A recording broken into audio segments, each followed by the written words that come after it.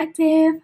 I am the Nosy Witch and this is my channel, Nosy Witch Tarot. If you have been here before, welcome back and thank you so much for returning. And if you have not been here before, welcome to my channel. I'm so happy to have you here and I really appreciate you taking time out of your day to give me the opportunity to read for you. And with that said, if you are familiar to my channel, you know what to expect, but if you're not, I do collective pick a card readings here on YouTube. I cover lots of different topics and I'm always open to topic suggestions. My readings do tend to be pretty long, they tend to be deep dives, so please feel free to grab a hot or cold beverage, get settled, get cozy, because we have a lot to get through today. So today's reading is, I think, pretty exciting because we are going to be channeling compliments from your soulmate. We are going to be asking, what will your future spouse love most about you and what will they love most about this relationship? Now, I want this reading to be accessible for you no matter what phase of the timeline you are currently on. And with that said, the only instance where I'd say this reading straight up isn't for you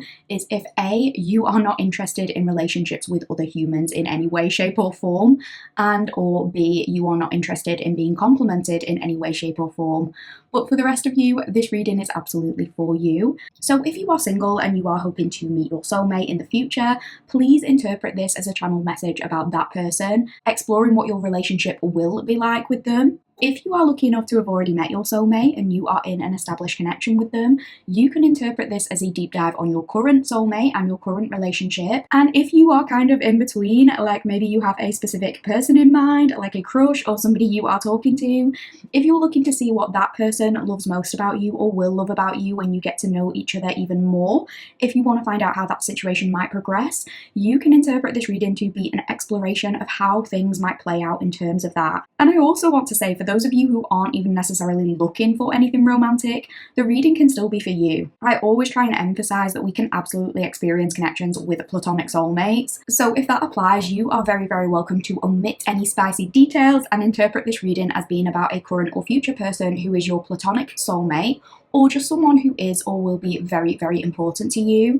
This is about what they love most about you, what they think are your best or most beautiful traits, what they appreciate the most about the relationship you share, and just generally what works when it comes to this connection. Now, as is the case with many of my readings, this reading is going to be split up into two main sections.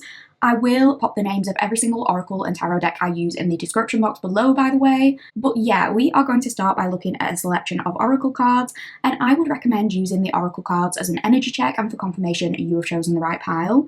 Now, when we're talking future tense, it can get a little bit confusing because for some of you, you are yet to meet this person, and so maybe you're like, how will I know if this is my pile or if this is my person if I don't even know them yet? But with the energy check in particular, I am setting the intention that it doesn't have to just relate to this person's energy. The details I give could be about your energy, this person's energy, the energy of the connection as a whole, or a mixture of all of that.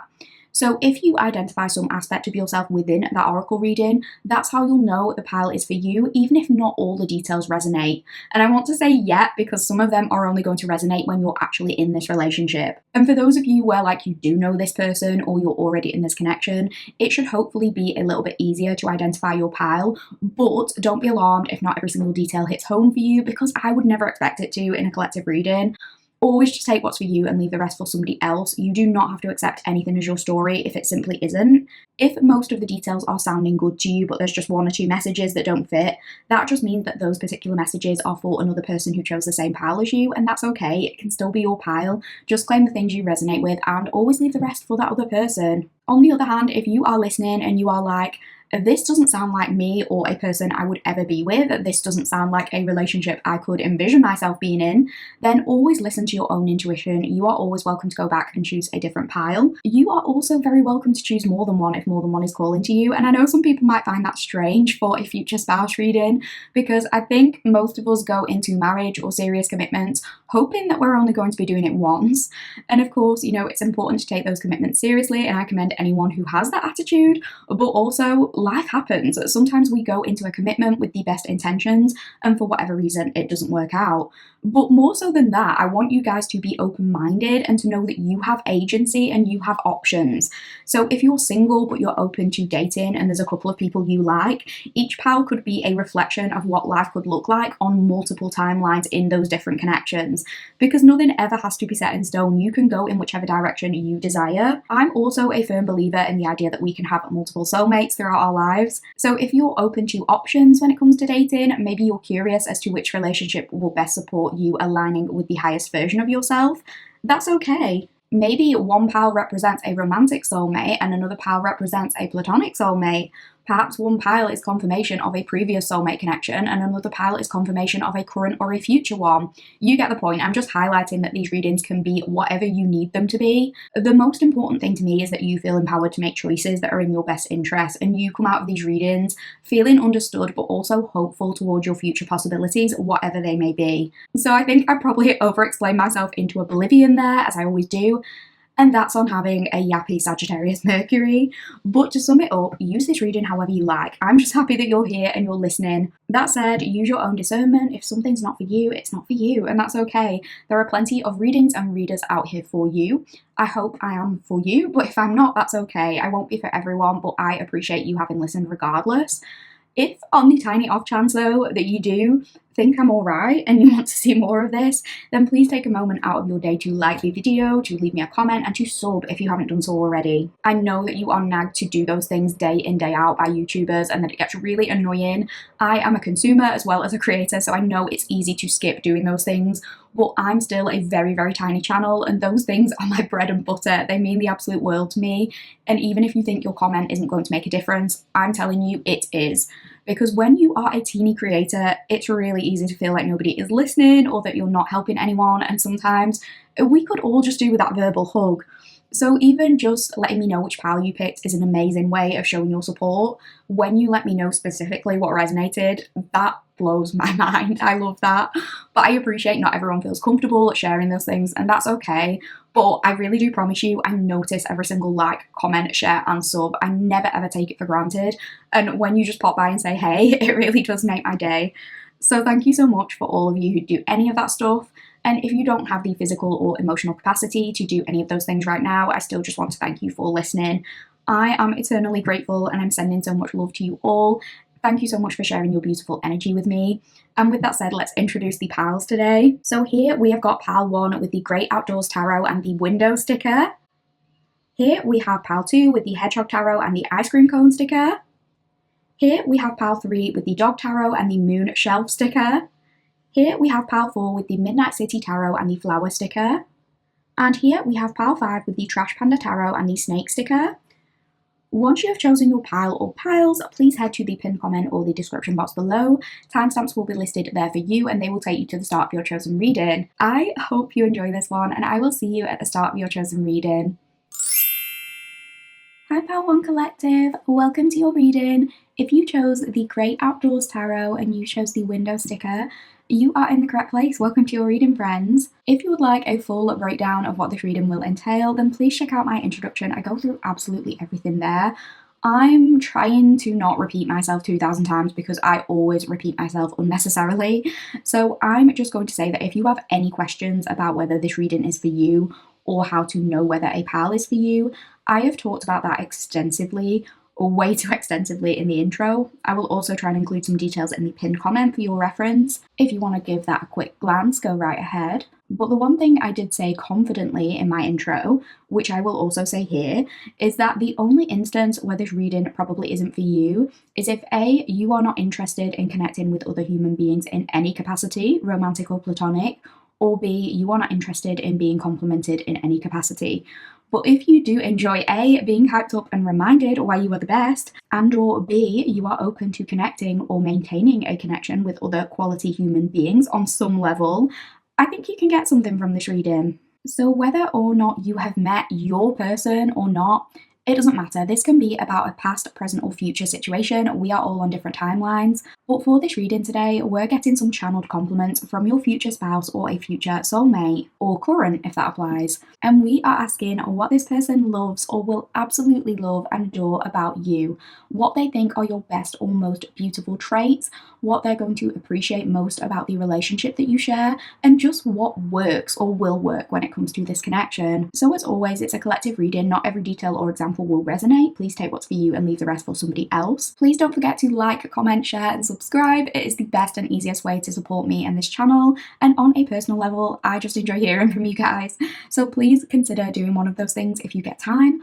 But if not, thank you so much for listening. Let's get started with your energy check. We are going to be looking at 5 cards from 5 different oracle decks. So I'm actually just going to move your tarot to one side for now so we can focus on the oracle cards. So the oracle portion might cover details regarding your energy, this person's energy, and the overarching energy of the relationship as a whole. We might also touch on circumstances surrounding you or this person or the two of you meeting and interacting. So we have got Unleash Your Inner Wild Child, Get Up and Dance. We have got number 31, Loneliness, Dullness, Disappointment, Isolation. We've got Relaxation. We have got the Spider and the Passion Flower, Creative Ingenuity. And we have got number 41, Risk. So I always like to mention the numbers at the start of my reading. The numbers 31 and 41 could be relevant here.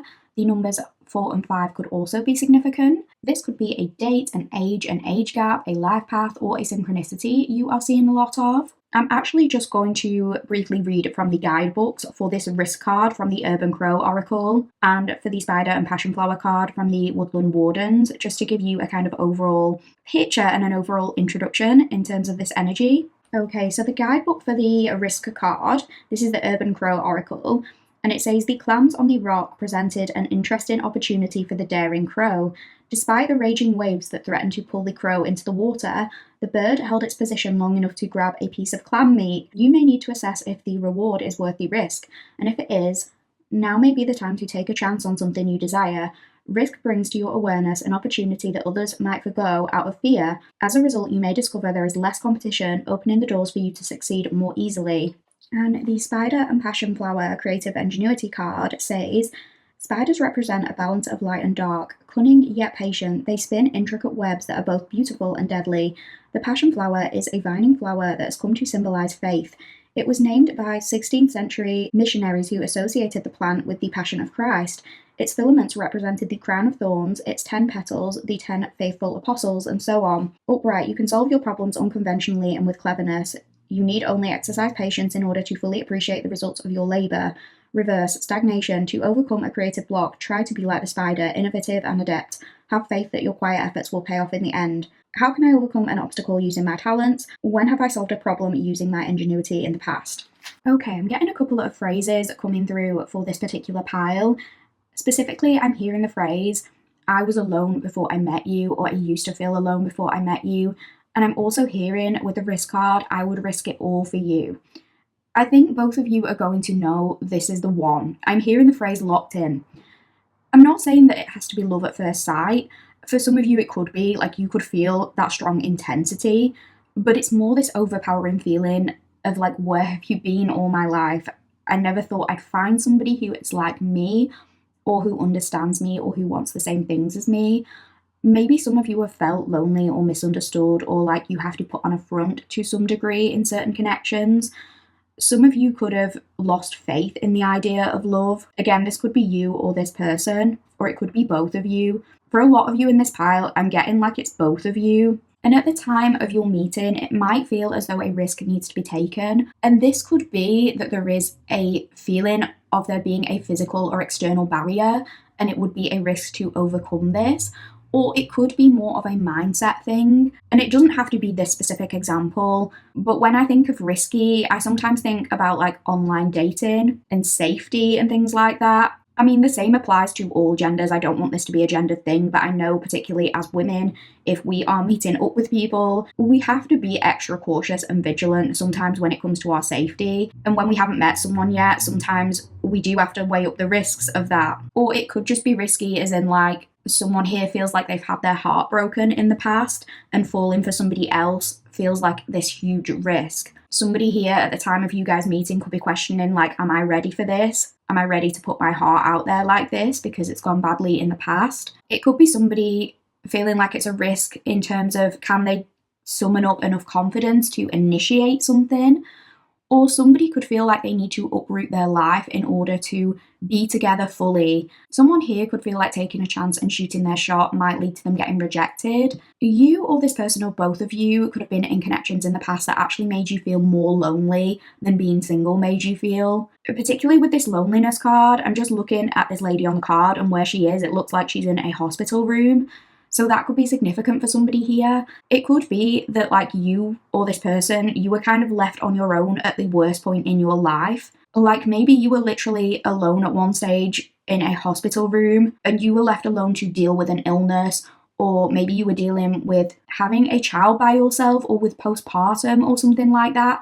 It feels like there's this energy of somebody here being abandoned when they needed someone most. And even if you were technically in a relationship with somebody at that time, there was this feeling of, like, I might as well have just been on my own because ultimately I feel more alone than ever, or I had to get through this really hard time alone. But I'm hearing, like, this connection, this person would essentially risk their health to take care of you.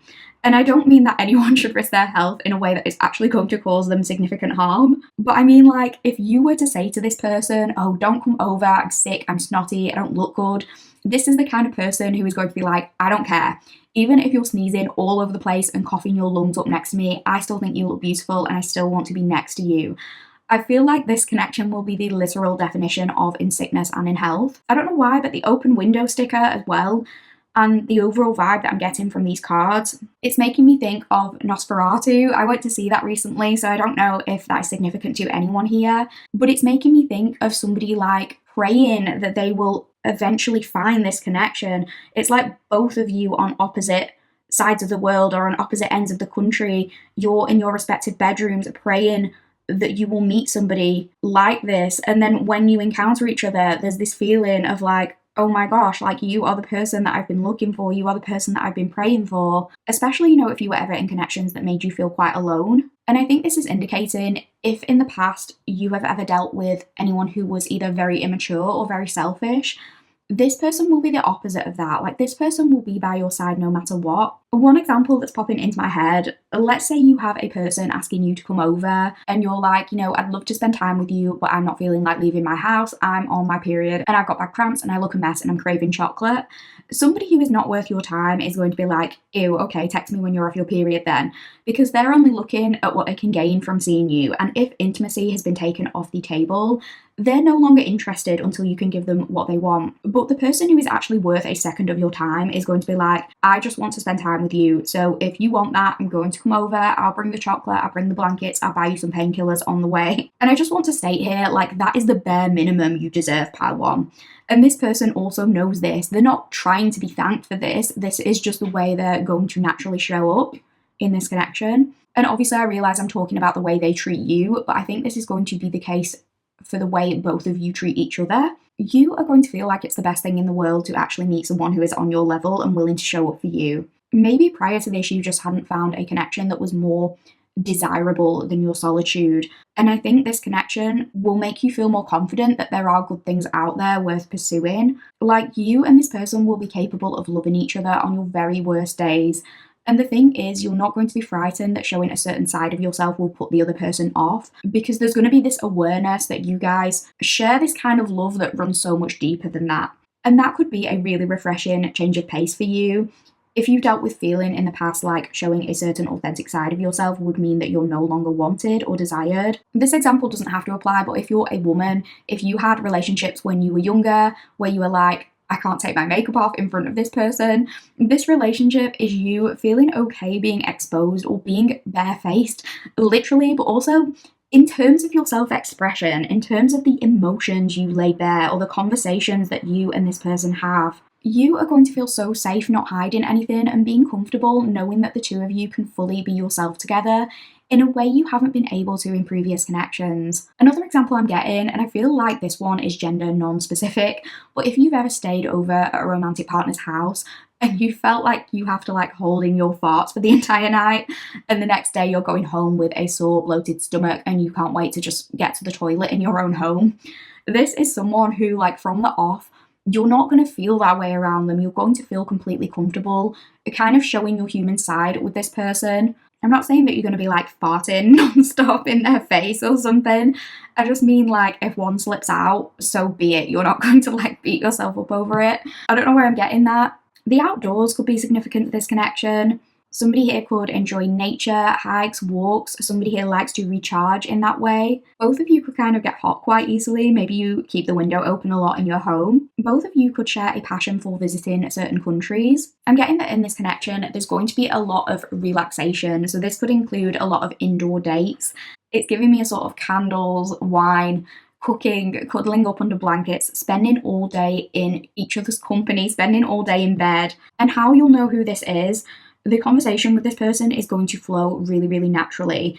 You won't have to try too hard to understand one another. Nothing feels forced. And I think you're both immediately going to feel safe in each other's company. Both of you could be creative to some degree. You could connect even via some kind of creative field. That doesn't have to be the case, but even if that doesn't apply, I feel like you or this person or both of you are very adept when it comes to finding creative solutions to things, maybe solving issues unconventionally. This could be in your relationship or just in general. The spider is also making me think of the phrase hidden in plain sight, and I don't know why. And this won't apply for everyone, but it could be that this person is someone who has been in your life for a while already at the time you officially start talking or connecting. Because I'm hearing the phrase in the shadows, but I'm also hearing the phrase you were here all along. So one example I'm getting, this could be a colleague you pass in the corridor and say hi to every day, or this could be somebody you bump into a lot at your local coffee shop, and they're just always in the peripheral, you encounter them vaguely, but both of you aren't really seeing each other head on until maybe one day there's eye contact or you talk a little more and you actually connect, and there's this realization of you were here all along. Some of you that won't apply, but it's just extra confirmation for those of you who maybe you're already in a relationship with this person, but you started off as friendly acquaintances for a long time. Another thing I'm getting with this Unleash Your Inner Wild Child card is you guys could both bring a little bit of a weird side out of each other. It's in a really beautiful way though, and I think this is a genuinely beautiful connection in the sense that you're not going to be afraid to be silly and childish together.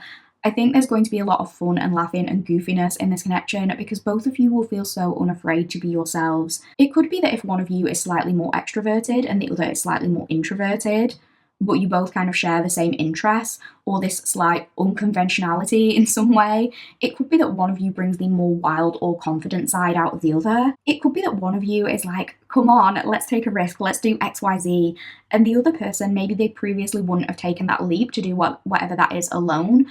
But now they have a sort of partner in crime. They kind of give in to more of that wild side and they're okay, go on then, let's do it. The risk card is also making me feel maybe you guys, when you're officially together, maybe you do it in some risky locations or something like that. Sorry, I don't know why I said it like that. I swear I'm no better than a teenage boy. Do it. That is what I'm getting for the oracle portion of your reading. I hope this energy check is resonating so far. If it is, I will see you at the tarot portion of your reading where we are going to get into some compliments and things that your future spouse/soulmate will love most about you and the relationship. Thank you so much for listening so far, and I'll see you at your tarot power. Hi Power One Collective, welcome to the tarot portion of your reading. Without hesitation, let's get started and have a look at the cards we pulled for you. Don't worry if the cards aren't in frame at first, I will lay them and then I'll check that they're in frame. If they're not, I will sort it out. But we have got the devil reversed. Okay, interesting start. And the clarifier for that is the Seven of Cups. It's the Seven of Vessels in this deck. Then we have got the Six of Swords, Six of Blades. And the clarifier for that is the Five of Stones, which is the Five of Pentacles. Next, we have got Ace of Stones, Ace of Pentacles. And the clarifier for the Ace of Stones is the Emperor. we have got the Three of Stones / Pentacles, and the clarifier for the Three of Pentacles is the King of Vessels / Cups. And then we have got the Hanged Man, and the clarifier for the Hanged Man is the Eight of Stones / Pentacles. Okay, so we have a lot of pentacles here, so this could very well be a workplace connection, or you encountering this person via some kind of trade, whether it's a service you provide or you meet them at their workplace. And that won't apply for everyone, but it is something I wanted to mention with us getting so many pentacles here. But the overarching message that I'm getting is that you are going to have such a big impact on this person's life and also on their perspective when it comes to what relationships can mean. One compliment that your future spouse / soulmate wants to give you is that you make them feel like anything is possible. They want to tell you that they feel as though they can overcome anything because of your love and your support. They feel like being with you makes them feel free in some way, and they also feel as though encountering you has broken them out of some kind of illusion in regards to relationships as a whole. If this person felt restricted or trapped in the past when it came to other relationships, if they had this belief that they wouldn't ever be able to find what they were looking for, it's like you are essentially going to change all of that for them.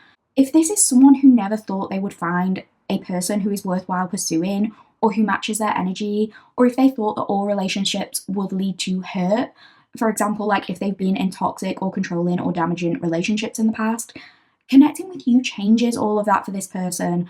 It feels like your connection is something that makes them realize maybe I don't have to be alone forever, or maybe I don't have to settle for less. There is someone out there for me.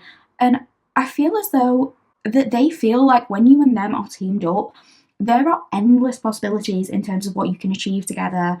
And this can be absolutely anything, by the way. It could be like this person is saying, I want a family, but I didn't think that would be possible for me because I've never found anybody who I would actively want to start a family with, but meeting you changes that. It could also be about finding someone to travel the world with. Basically, they thought they'd never encounter someone who wants the same things as them and who they can move through this journey of life with together, but when they meet you, all of that changes for them. They see things completely differently. They break through an illusion of some kind, and this is a complete revelation for them. Some of them, maybe they don't want to sound weird, but when they meet you, it's almost as though they want to compliment you by saying like, you're exactly the kind of person I've been praying for, like this is the relationship I've always wanted. And obviously if this is someone you haven't met yet, or you have met them but you're not official, they wouldn't want to come out with this and freak you out. If you're officially together, like if this is already your partner or your spouse, they might have told you something like that and that's extra confirmation. But for a lot of you, they won't have come out and said that because they don't want to sound full on. But there is something where when they meet you, they are like, this is so weird because you're exactly the kind of person I've been praying to meet. It feels like a blessing from a higher power or something like that. It could also be they want to thank you for having the ability to help them overcome some kind of limiting belief or some kind of restrictive pattern. So this could be like you've helped this person with their confidence, or when it comes to their mental health, or when it comes to overcoming a difficult period in their life. I think they're saying like they couldn't have done that without you, or you made them see that there are so many possibilities for them on the other side of fear. This won't be for everyone, but for some of you, when you encounter this person, they could have gone through a difficult time financially or emotionally or both. So this could be like they've recently divorced or separated or broken up with somebody, or they had recently been through a period of unemployment. And again, that will not be for everyone. I just want to put that message out there for those of you where like you are with your person and you're like, well, yeah, we did get together not long after they were divorced, or whatever the case may be. For others of you, it doesn't have to be something like that, but I think there's some element of this person at one stage in their life feeling like the outcast or feeling alienated from those around them in some kind of way. So this could be like they are estranged from some of their family, or they are the black sheep of the family, or they don't feel accepted in some way by those around them, and they want to compliment you on your ability to make people feel so loved and validated and accepted. They will feel like your connection offers them a sense of safety that they haven't been able to find anywhere else. They actually feel like your connection is very healing to them. They might not be able to find the words to articulate this, but there could be something in relation to them feeling like you have helped them overcome childhood wounds in some way.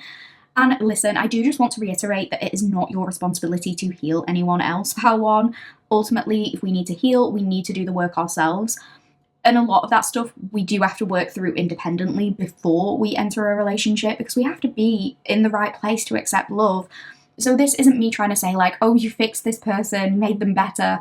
But I do think this is an acknowledgement that you have had a big impact on this person when it comes to you facilitating their healing by being a safe space. I am a firm believer in the idea that whilst we do have to do the work ourselves before we get into a relationship, continued healing can still take place within the context of a healthy relationship. Because some of our wounds or our traumas are shaped by our formative relationships. And, even if we have done all of our work independently, sometimes those wounds don't necessarily get triggered until, they come up in interactions via other people.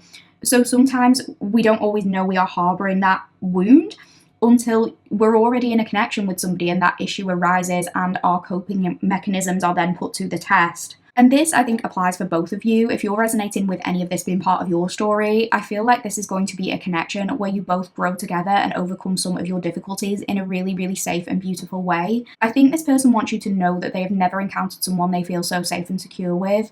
I think they view you as an excellent support system and someone they can come to about anything they're dealing with. They see you as someone who will listen without judgment and as someone who can give them wonderful advice.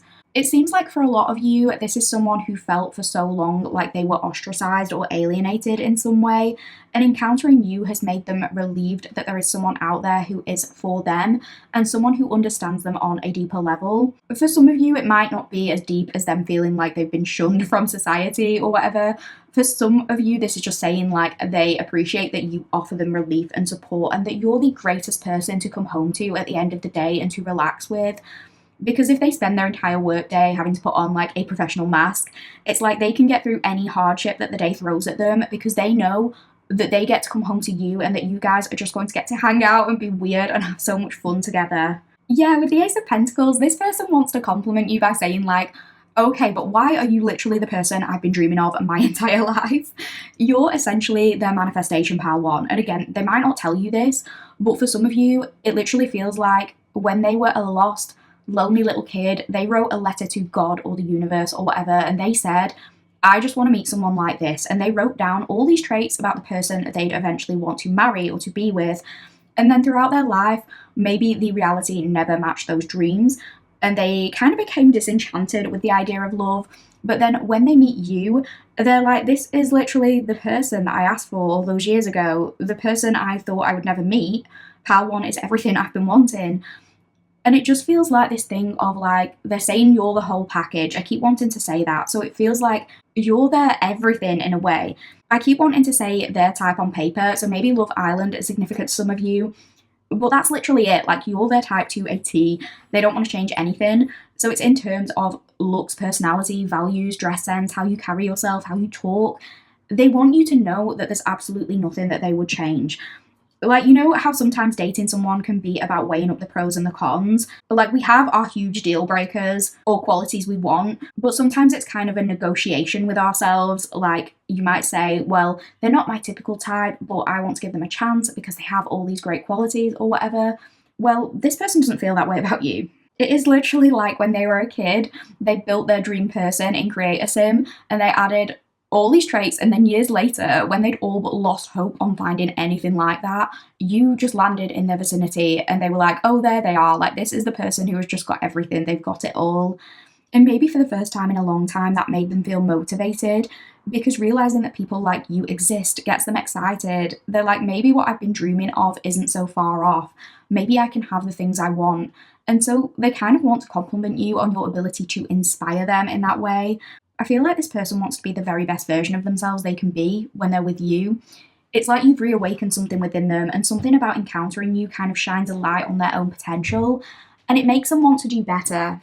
If there's some kind of challenge in order to get you or like win your affection, this person feels like you're the only one who has made them want to accept that challenge because they don't want to lose out on the opportunity of being with you. And I feel like this person is saying, you're that one person who allows them to kind of let loose and you make them want to have fun.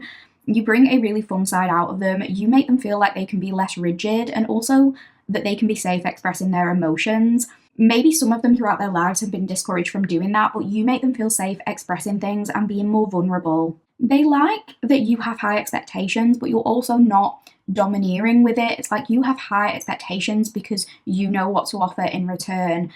They could have had people in the past who were controlling or domineering, or they could have had people who were demanding or like had this huge list of expectations but weren't really able to offer anything solid in return. But you're somebody this person wants to give to because they see you as being independent and in charge of your own life. They see you as having the whole package and so much abundance that they know you are adding to their life instead of taking things away. They feel like you're somebody who they can grow and thrive with. This one is random, but this person could feel like you're the kind of person they would love to take to their work Christmas party and kind of show you off, not necessarily in an objectifying way. They do feel like it is a flex to have you on their arm, but I think they feel as though having you by their side, it solidifies their place in the world in a way. And it's almost this sense of like, you are their right hand man. They know they can rely on you to make a good impression and to maybe, I want to say, wrap everyone around your little finger. So they could just feel like you are a really likable person. And so they can't wait to introduce you to their colleagues. And particularly if they are the one who struggles maybe more socially than you do. It just feels like that extra little bit of support to have you next to them, kind of helping them work the room and maybe stepping in for them during certain social interactions. Not in a domineering way, but it's more, I don't want to say you're their emotional support animal, I don't mean it like that, but like during the times where they would fumble a little bit at a business meeting or something, if they are struggling to find their words during a particular moment, because you know exactly like what they have in mind and what they're thinking, they know that you would be there to navigate that and to have their back and fill in the blanks for them and vice versa. There's very much this sense of both of you are always teammates, you're partners and you have each other's backs. This person feels like you're always on the same side. It doesn't have to just be a work thing, but if you guys ever wanted to go into business together, I think this person feels like you'd be an excellent person to have next to them and to kind of share that load with. This could just be at social events generally, though. This person feels like you can handle those things very, very well. I'm almost getting this vibe of like maybe both of you are sort of homebodies. Even if you love doing outdoor things, maybe you also love nothing more than to attend a function for the obligated amount of time and then just sneak off and go home and be in each other's company. So it feels like this is the kind of person where if you attended an event together, you would both give each other this look and you'd immediately understand it's time to sneak off and go home and get in our pajamas. So maybe you would look at this person and they'd be like, you go get the buffet food to take away with us. I'm going to go and do the social rounds and say goodbye to everyone on our behalf.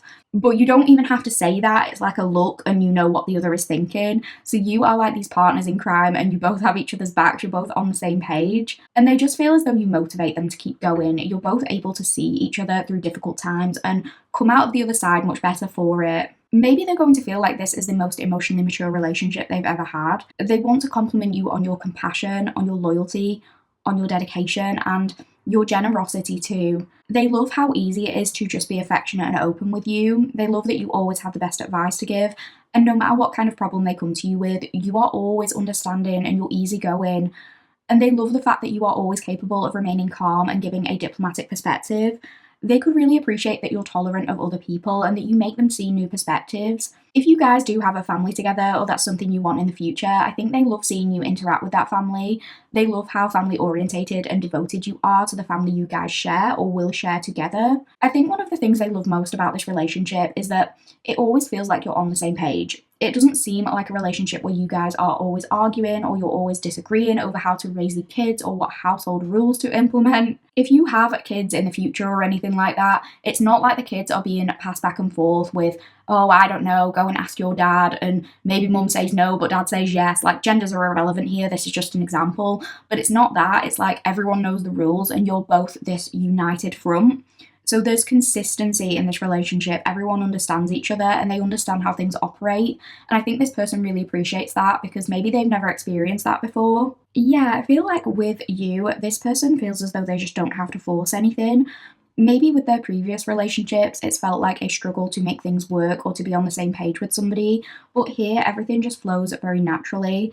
And it changes their perspective on relationships by making them see like relationships don't always have to be hard, basically. They can just surrender and allow life to take them wherever it wants to take them because honestly, they know no matter where they end up, if they are with you, they will be okay. Like, it doesn't matter what they go through personally, in work, financially, emotionally. They know that if they have you on their team, they will be fine. You guys can make it through anything. They love that you offer them that security that nobody has offered before. With you, they feel like they are chilling. They don't have to put on a front. They feel accepted for who they are. And this is not saying that they feel like they don't have to try hard, because with this Eight of Pentacles, they feel like they've never met anyone that they want to put as much work into and dedicate themselves towards than you. But it's because previously they felt like commitment had to mean work. But with you, you make it easy for them to want to commit. Like, that is the message I'm getting. Like, if this person was put off in the past when it comes to things like making the effort to organise dates or whatever example applies, maybe that's because they were with somebody who in the past made them feel like their efforts were never good enough, or no matter how hard they tried, they couldn't please a particular person. So perhaps it made them want to give up, or it made them like, I never want commitment, I never want marriage, because it's just constant hard work, it's constant trying to please someone who is never pleased, it's constant arguments and disagreements. But with you, because the two of you naturally align so well and you share the same values, they are willing to put in the work, because the work doesn't feel like work. Because as much as they give to you, you will give back tenfold. They're willing to show you loyalty and dedication because you do the same in return. You make them feel appreciated. You make them feel as though their efforts are not wasted. This feels like a true give and take relationship. It's like this person could go all out to arrange a surprise date for you, and maybe in the past they had someone who was like, oh, thanks, I don't really like this restaurant, but I guess it's okay. And maybe that made your person like, what's the point? Like, no matter what I do, it's not good enough. Whereas with you, if they were to surprise you, they'd get rewarded for that just by seeing your face light up and by seeing you get so excited. And then maybe a few days later, you'd surprise them by taking them out or cooking them a nice meal. They feel like they get back what they put out, and it feels like you guys are working towards the same common goal. If you guys have any sort of specific qualification, this person could be really proud of you when it comes to your own personal achievements. I keep hearing the phrase like they're in awe of how much you can get done in a day or how productive you are. If you have a specific passion, maybe they love how you completely throw yourself into your project or how you dedicate yourself to things that you care about. And that definitely shows, I think, in this relationship.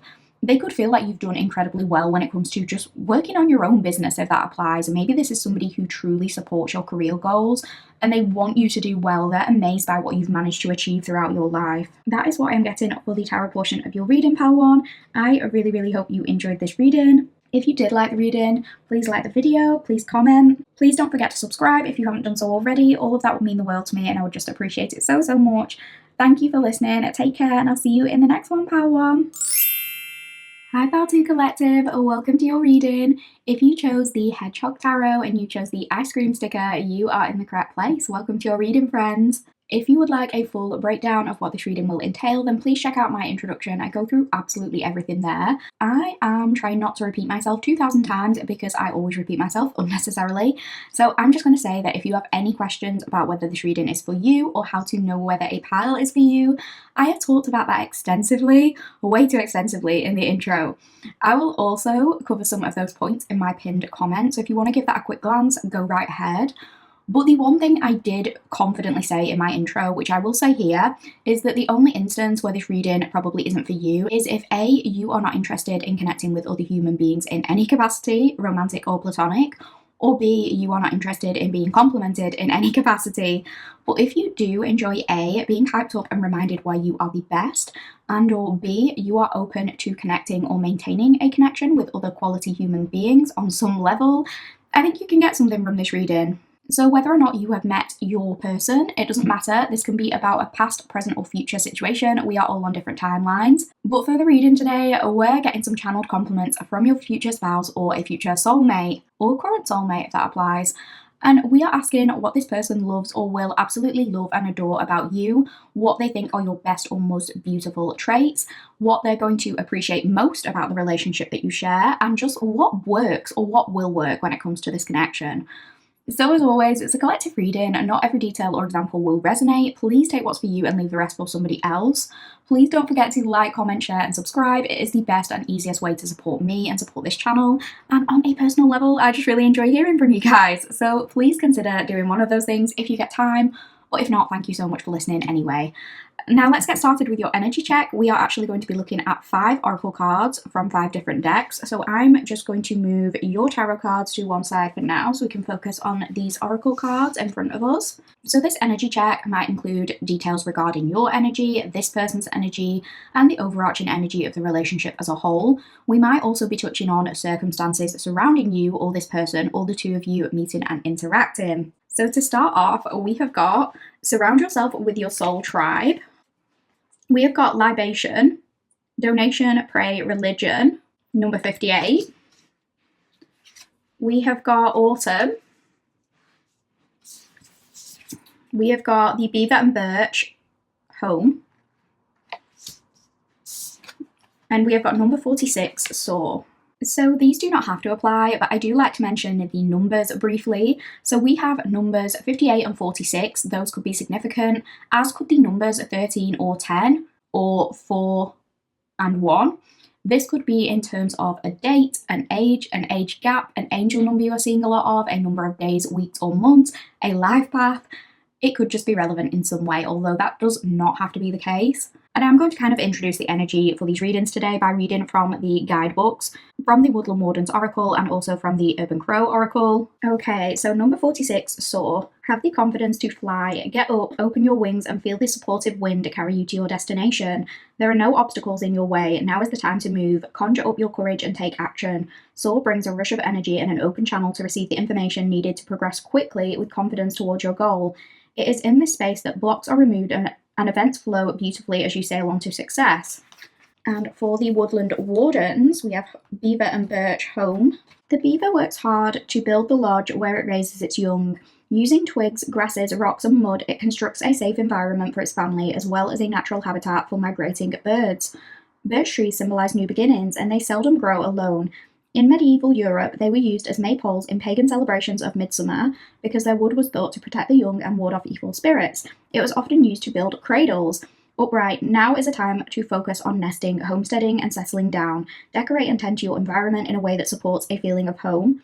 Reverse is you may be feeling reclusive, like a hermit in your cave. Consider planning a trip. Your spirit will benefit from a time of travel and self-discovery. What do I appreciate about my home? Is my home a place or a feeling? Interesting. So I'm very much getting the energy of potentially 2 people who are homebodies or 2 people who are more introverted here. As somebody has to pluck up the courage to take initiative, I think, here, and maybe that's something that they aren't used to. I'm also hearing the phrase, I could go far with you. I think it's with this soul card. There's this feeling of like you could reach new heights together. Somebody here could be quietly ambitious. Like they don't necessarily talk loudly about what their goals are, but they are quite committed to their goals and to getting to where they need to be. They are determined to create a certain life for themselves. And there's something about in this connection, like maybe when the 2 of you get talking, you realise that you really do both want the same thing. There's a lot of overlap or similarities in terms of the things you both desire for yourself and the way you want your future to look. Somebody could be into building or construction with us getting that beaver card. Somebody could have a desire to like build their family home from scratch as one example. Building solid and sturdy foundations is definitely an important aspect of this relationship, whether it be in the literal sense or more in an emotional sense. You guys could share a dream of like, I really want to live in this location. And it doesn't have to be this, but specifically I'm hearing the phrase out in the sticks or out in the boonies or something like that. So it could be like you are both from a busy city originally, but you both have this quiet desire to like move to the country and to live off your own land or grow your own herbs and keep chickens and live this really quiet life. Or it could be the opposite of that. It could be very, very different to that. It doesn't have to be that example. It's just that it's a shared goal. You know, it could be both of you appreciating city life and wanting to move to a bigger city for more opportunities.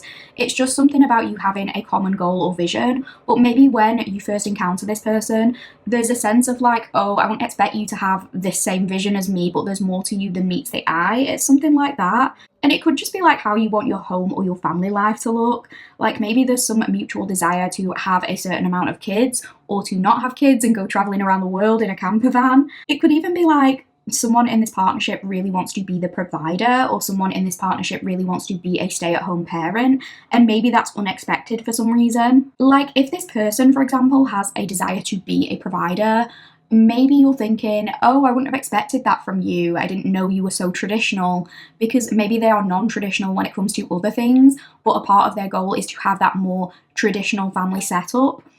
Or on the other hand, if you want to be a stay-at-home parent, maybe this person is surprised at first because they're kind of like, oh, like you seem really career focused, or I thought you wouldn't be into that because you seem modern, or because you are a feminist or something like that.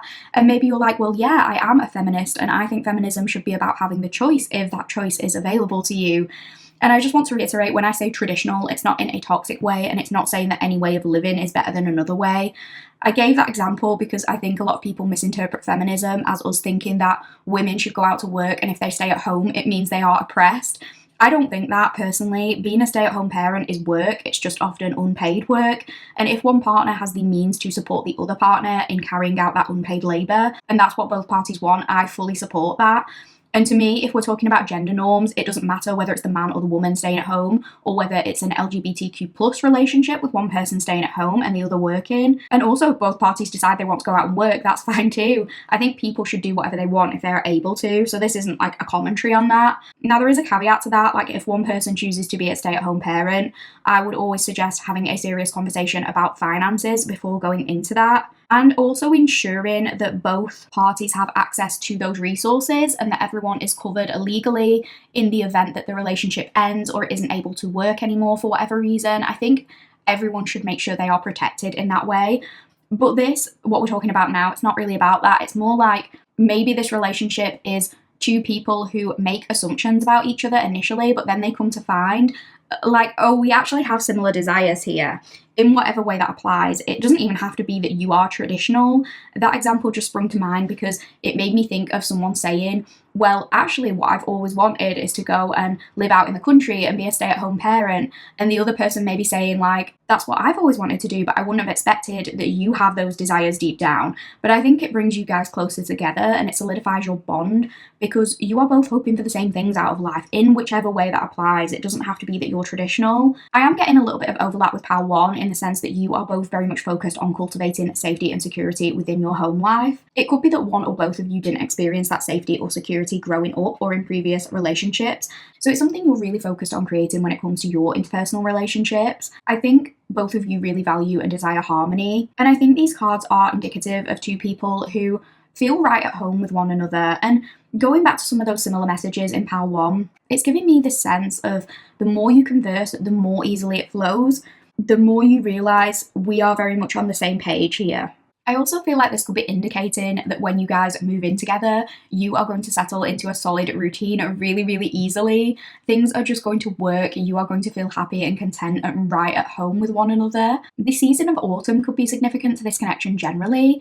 You could meet in autumn, or if this is somebody you already know, maybe this is somebody you encountered in autumn or you started dating around that time. Somebody here could maybe not be a fan of hot weather, maybe somebody's favourite season is autumn. This is also reminding me of going out for walks, holding hands on crisp autumn days. It's also kind of similarly to Pal 1, making me think of you and this person getting outside and enjoying the autumn weather, but also having lots of cozy indoor days, maybe cooking for each other and like cuddling up with a hot chocolate, watching films and having a few drinks together, decorating for Christmas or something like that while the weather is really cold outside. Travel could also be significant to this connection, with this being the Soul card, and that could apply to just one or two of you, but maybe you met whilst traveling, or you end up sitting next to this person on a plane, or you have to travel together for some kind of event and that's where you talk, or you have to travel to see each other.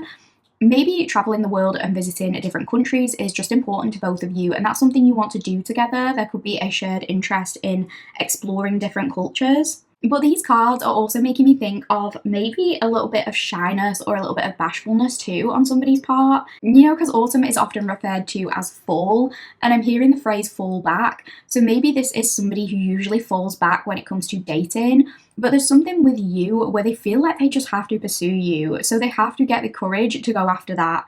It could also work the other way around depending on who initiates this. But for some of you, this connection could be initiated by a little bit of Dutch courage. With this libation card, this makes me think of pouring a drink. So maybe you encounter one another at a time when one or both of you are out drinking or you're with your friends. Because with this soul tribe card, there's something about running in similar social circles. So you could meet via friends or by being introduced by someone in your friendship circle. Something about mutual friends being significant here. It could even be via social media, although I know that won't apply for everyone. But this is making me think like this could be somebody who always keeps an eye on your stories on social media and just never says anything. And then one day they are drinking and they finally get the courage to send you that message or to take that first initial leap. Or it could even be if you run in similar circles and you bump into them when you're out and about with friends. If they're a little bit drunk, maybe that gives them the confidence to approach you initially or something like that. And if you don't go out a lot, it could be coincidence that you and this person end up meeting, because maybe that's the first drinking event both of you have been to for months. But you end up chatting and maybe one person assumes the other person does go out a lot or does that all the time, when maybe actually both of you are these homebodies usually and you're both not really that interested in going out and partying or drinking a lot.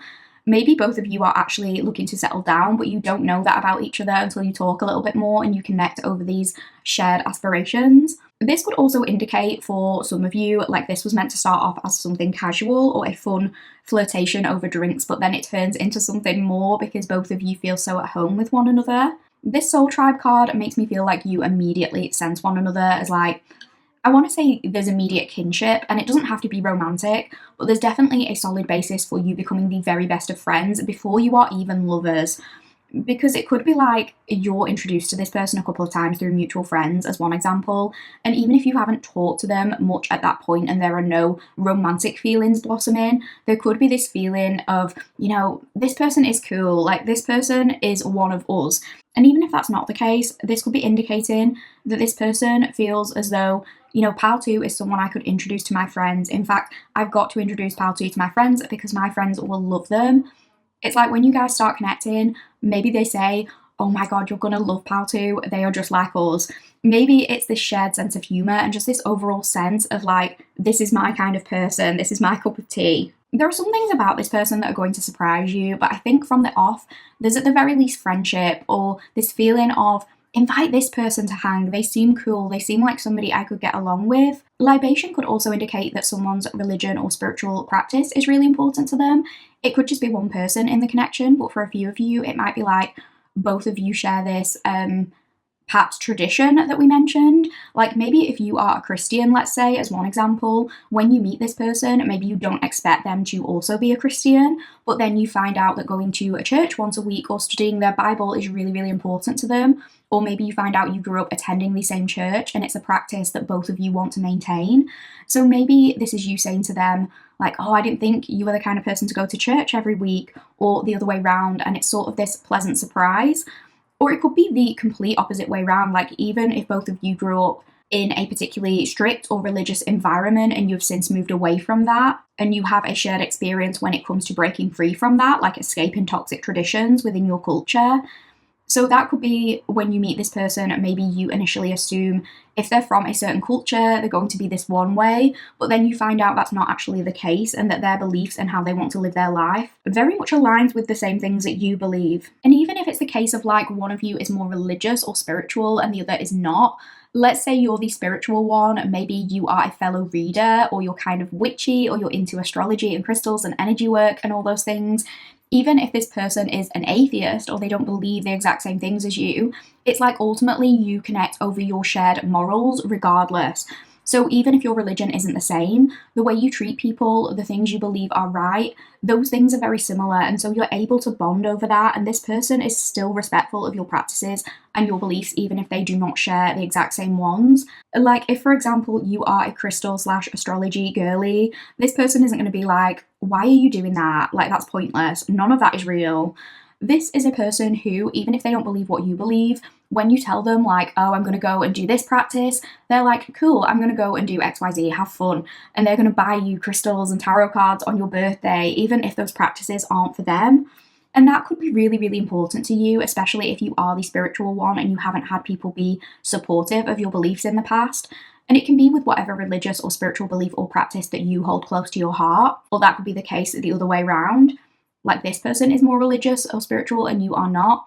But even though you come from different belief systems and backgrounds or cultures, you are actually so similar. Somebody here could have an altar where they pour a glass and connect with their ancestors. I know that's kind of specific. This person or you could be known for liking a very specific kind of drink. Like maybe they are known for drinking a specific gin or whiskey or wine. If they do drink alcohol, but they don't have to, I guess it could even be a soft drink. Like maybe this person mostly tries to drink water, but they're also known to have a particular soda that they just can't give up, like a cola or an energy drink or something. Or maybe this person says they don't like water and there's this specific drink that they always have to have. With you picking the ice cream, maybe ice cream or desserts and sweet treats are significant to this connection. Maybe this person is going to buy you ice cream or you're going to go on a dessert date.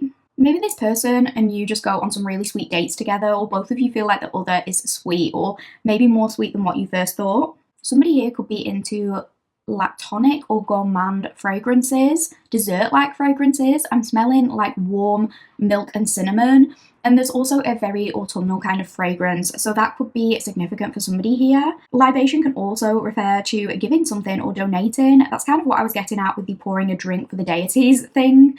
But it could also be that somebody here always donates to a specific charity, or a charitable organisation is important to them. Maybe somebody here works for a non-profit, or someone volunteers for a particular cause in their spare time. That is what I'm getting for the oracle portion of your reading, pal 2. I really hope you are enjoying the reading so far.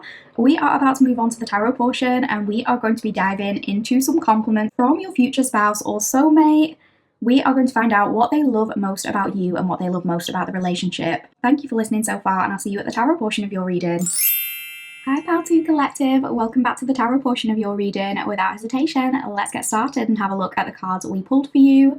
Don't worry if they're not all in frame. When I lay them, I'm going to lay the cards and then I will check that they're in frame. So don't worry if they're not. Okay, but we have the Two of Swords reversed, and the clarifier is the Six of Pentacles. We have got the Page of Cups, and the clarifier is the Six of Wands. We have got the Knight of Wands, and the clarifier is Justice. We have got the Four of Cups reversed, and the clarifier is the Four of Wands. And we have got the Queen of Wands, and the clarifier is the Ten of Cups. Okay, firstly, I think this is kind of going back to what we said in the oracle when we mentioned, like, if someone has to get the courage to take initiative because they're usually overly hesitant or cautious when it comes to seriously approaching people, there's something about this connection where you or this person feels like you really have to give to it, like you have to give it your all. There could be something about this person where you bring out a generous side of them for some reason, and this could be materially, but it could also be emotionally. Like if this person is stingy with their resources, there's something about you where they just want to take care of you or spend their money on you. They want to give you everything and they don't really know why. There's something about you where this person is kind of like, just take it, just have it. It could even be in terms of their heart, like, you can take it, pal 2. Like if this person is usually quite closed off or cold or detached in some way, you have this thing about you that gets them to open up and kind of spill their soul. It makes them want to give their heart to you on a silver platter is something I'm getting, and they don't usually feel that way about people. But with you, they're just like, I have to give to this. Maybe in previous connections, they haven't wanted to be generous with their time, their money, their affections, but with you, they want to spend that time on you. They want to take you to the nicest places on dates. There's something where they're like, I just have to give it my all. I keep getting that message. And if this is someone who is usually indecisive when it comes to romantic partnerships, this person is set on you. They're like, this is the person who I am focused on, and I'm not feeling that sense of indecision that I normally feel. This could be a person, I mean, this could apply to both of you, but if we're talking about what this person likes about you, in the past, this person could have become easily overwhelmed by relationships due to the expectation of having to spend a lot of time with somebody else. Because maybe this is someone who kind of has that lone wolf energy, or who is used to spending a lot of time by themselves. And perhaps in the past, they felt that a relationship would take away from them in that way, like it would take some of their independence or their one-on-one alone time. But for some reason, with you, they find themselves wanting to spend all their time with you. Or if it's not that, maybe it's just that they are much less fearful when it comes to you, because perhaps you both value your alone time and you both enjoy spending time working on your solo projects and interests independently. And so they don't feel that sense of overwhelm because you guys have that natural balance of appreciating quality time together whilst also having your own respective things going on. If this person does come across initially as slightly more cold or detached, it could be that this person just sees you as a really warm-hearted and kind person, and it kind of softens their heart up a little bit. It could be that you're the kind of person who cries if you see an advert about an animal being mistreated or something like that, and maybe this person finds it really endearing how big your heart is and how generous your love is. And maybe in those moments where they sense you being a bit more vulnerable, it's like they just kind of want to put their arms around you and protect you and kind of shield you from the outside world. And it's not like you're this little baby bird who needs protection, but it's more the case of like, it just surprises this person how much they want to do that. Maybe you sort of bring out an instinctual protective side out of them and they don't normally have this. There's this strong urge to protect your heart and make you feel safe, and they're kind of impressed by your ability to bring that out of them. They're surprised and impressed at the same time. And I feel like in any way you display your generosity in front of this person, they love those qualities about you. So this could be in terms of you surprising them by buying them little gifts. It could be being a generous lover. It could be them seeing you act passionately towards the causes you care about, giving to charity. Or it could be them seeing you just being really kind towards other people. Like you could be the kind of person who does little acts of kindness, and maybe they see you sort of compliment people or just being this bright light in people's days. They see you smiling at people and it just really warms their heart. They view you as such a thoughtful person and it kind of melts the ice in their heart to some degree. This could also be that although they feel like relationships have been unbalanced in the past and maybe that's made them indecisive, this is a real give and take relationship. It doesn't feel transactional. The other thing I'm getting, and this is maybe kind of random, but you'll know if this is for you, like maybe one of you is really bad at making decisions or going back and forth, and the other one is really decisive and good at kind of taking charge. And whichever end of that spectrum you fall on, or even if both of you kind of reverse roles sometimes when it comes to decision making, I think they find that really endearing about you. And I think it's either if you're the one who is firm when it comes to the decision making, maybe they like that you can guide them a little bit, but they could also find it really attractive when you take charge and you assert yourself and you come across as powerful and confident in terms of what you want. Maybe this is like switching positions in the bedroom, or maybe it's just like they see you being that person who says, right, we are going to do this, we're going to go here.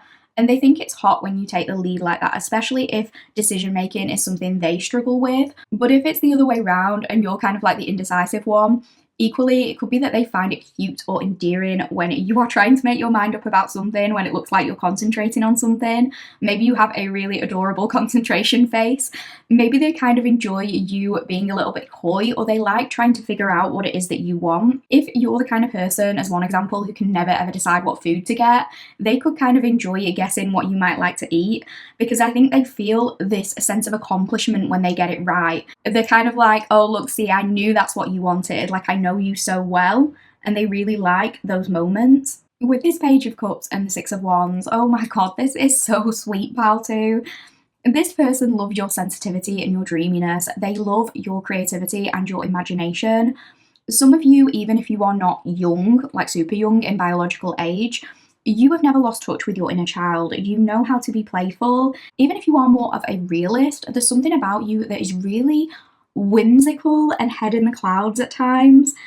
It could be that you have a very active imagination, or you're often zoning out or staring into space, and maybe this person thinks it's really cute when you have that look on your face when it's clear that you're like, I want to say no longer of this earth. So maybe they see you daydreaming or smiling about some memory and they look at you and just think it's adorable. Like, what is Paltu thinking? I wish I could get inside their head right now.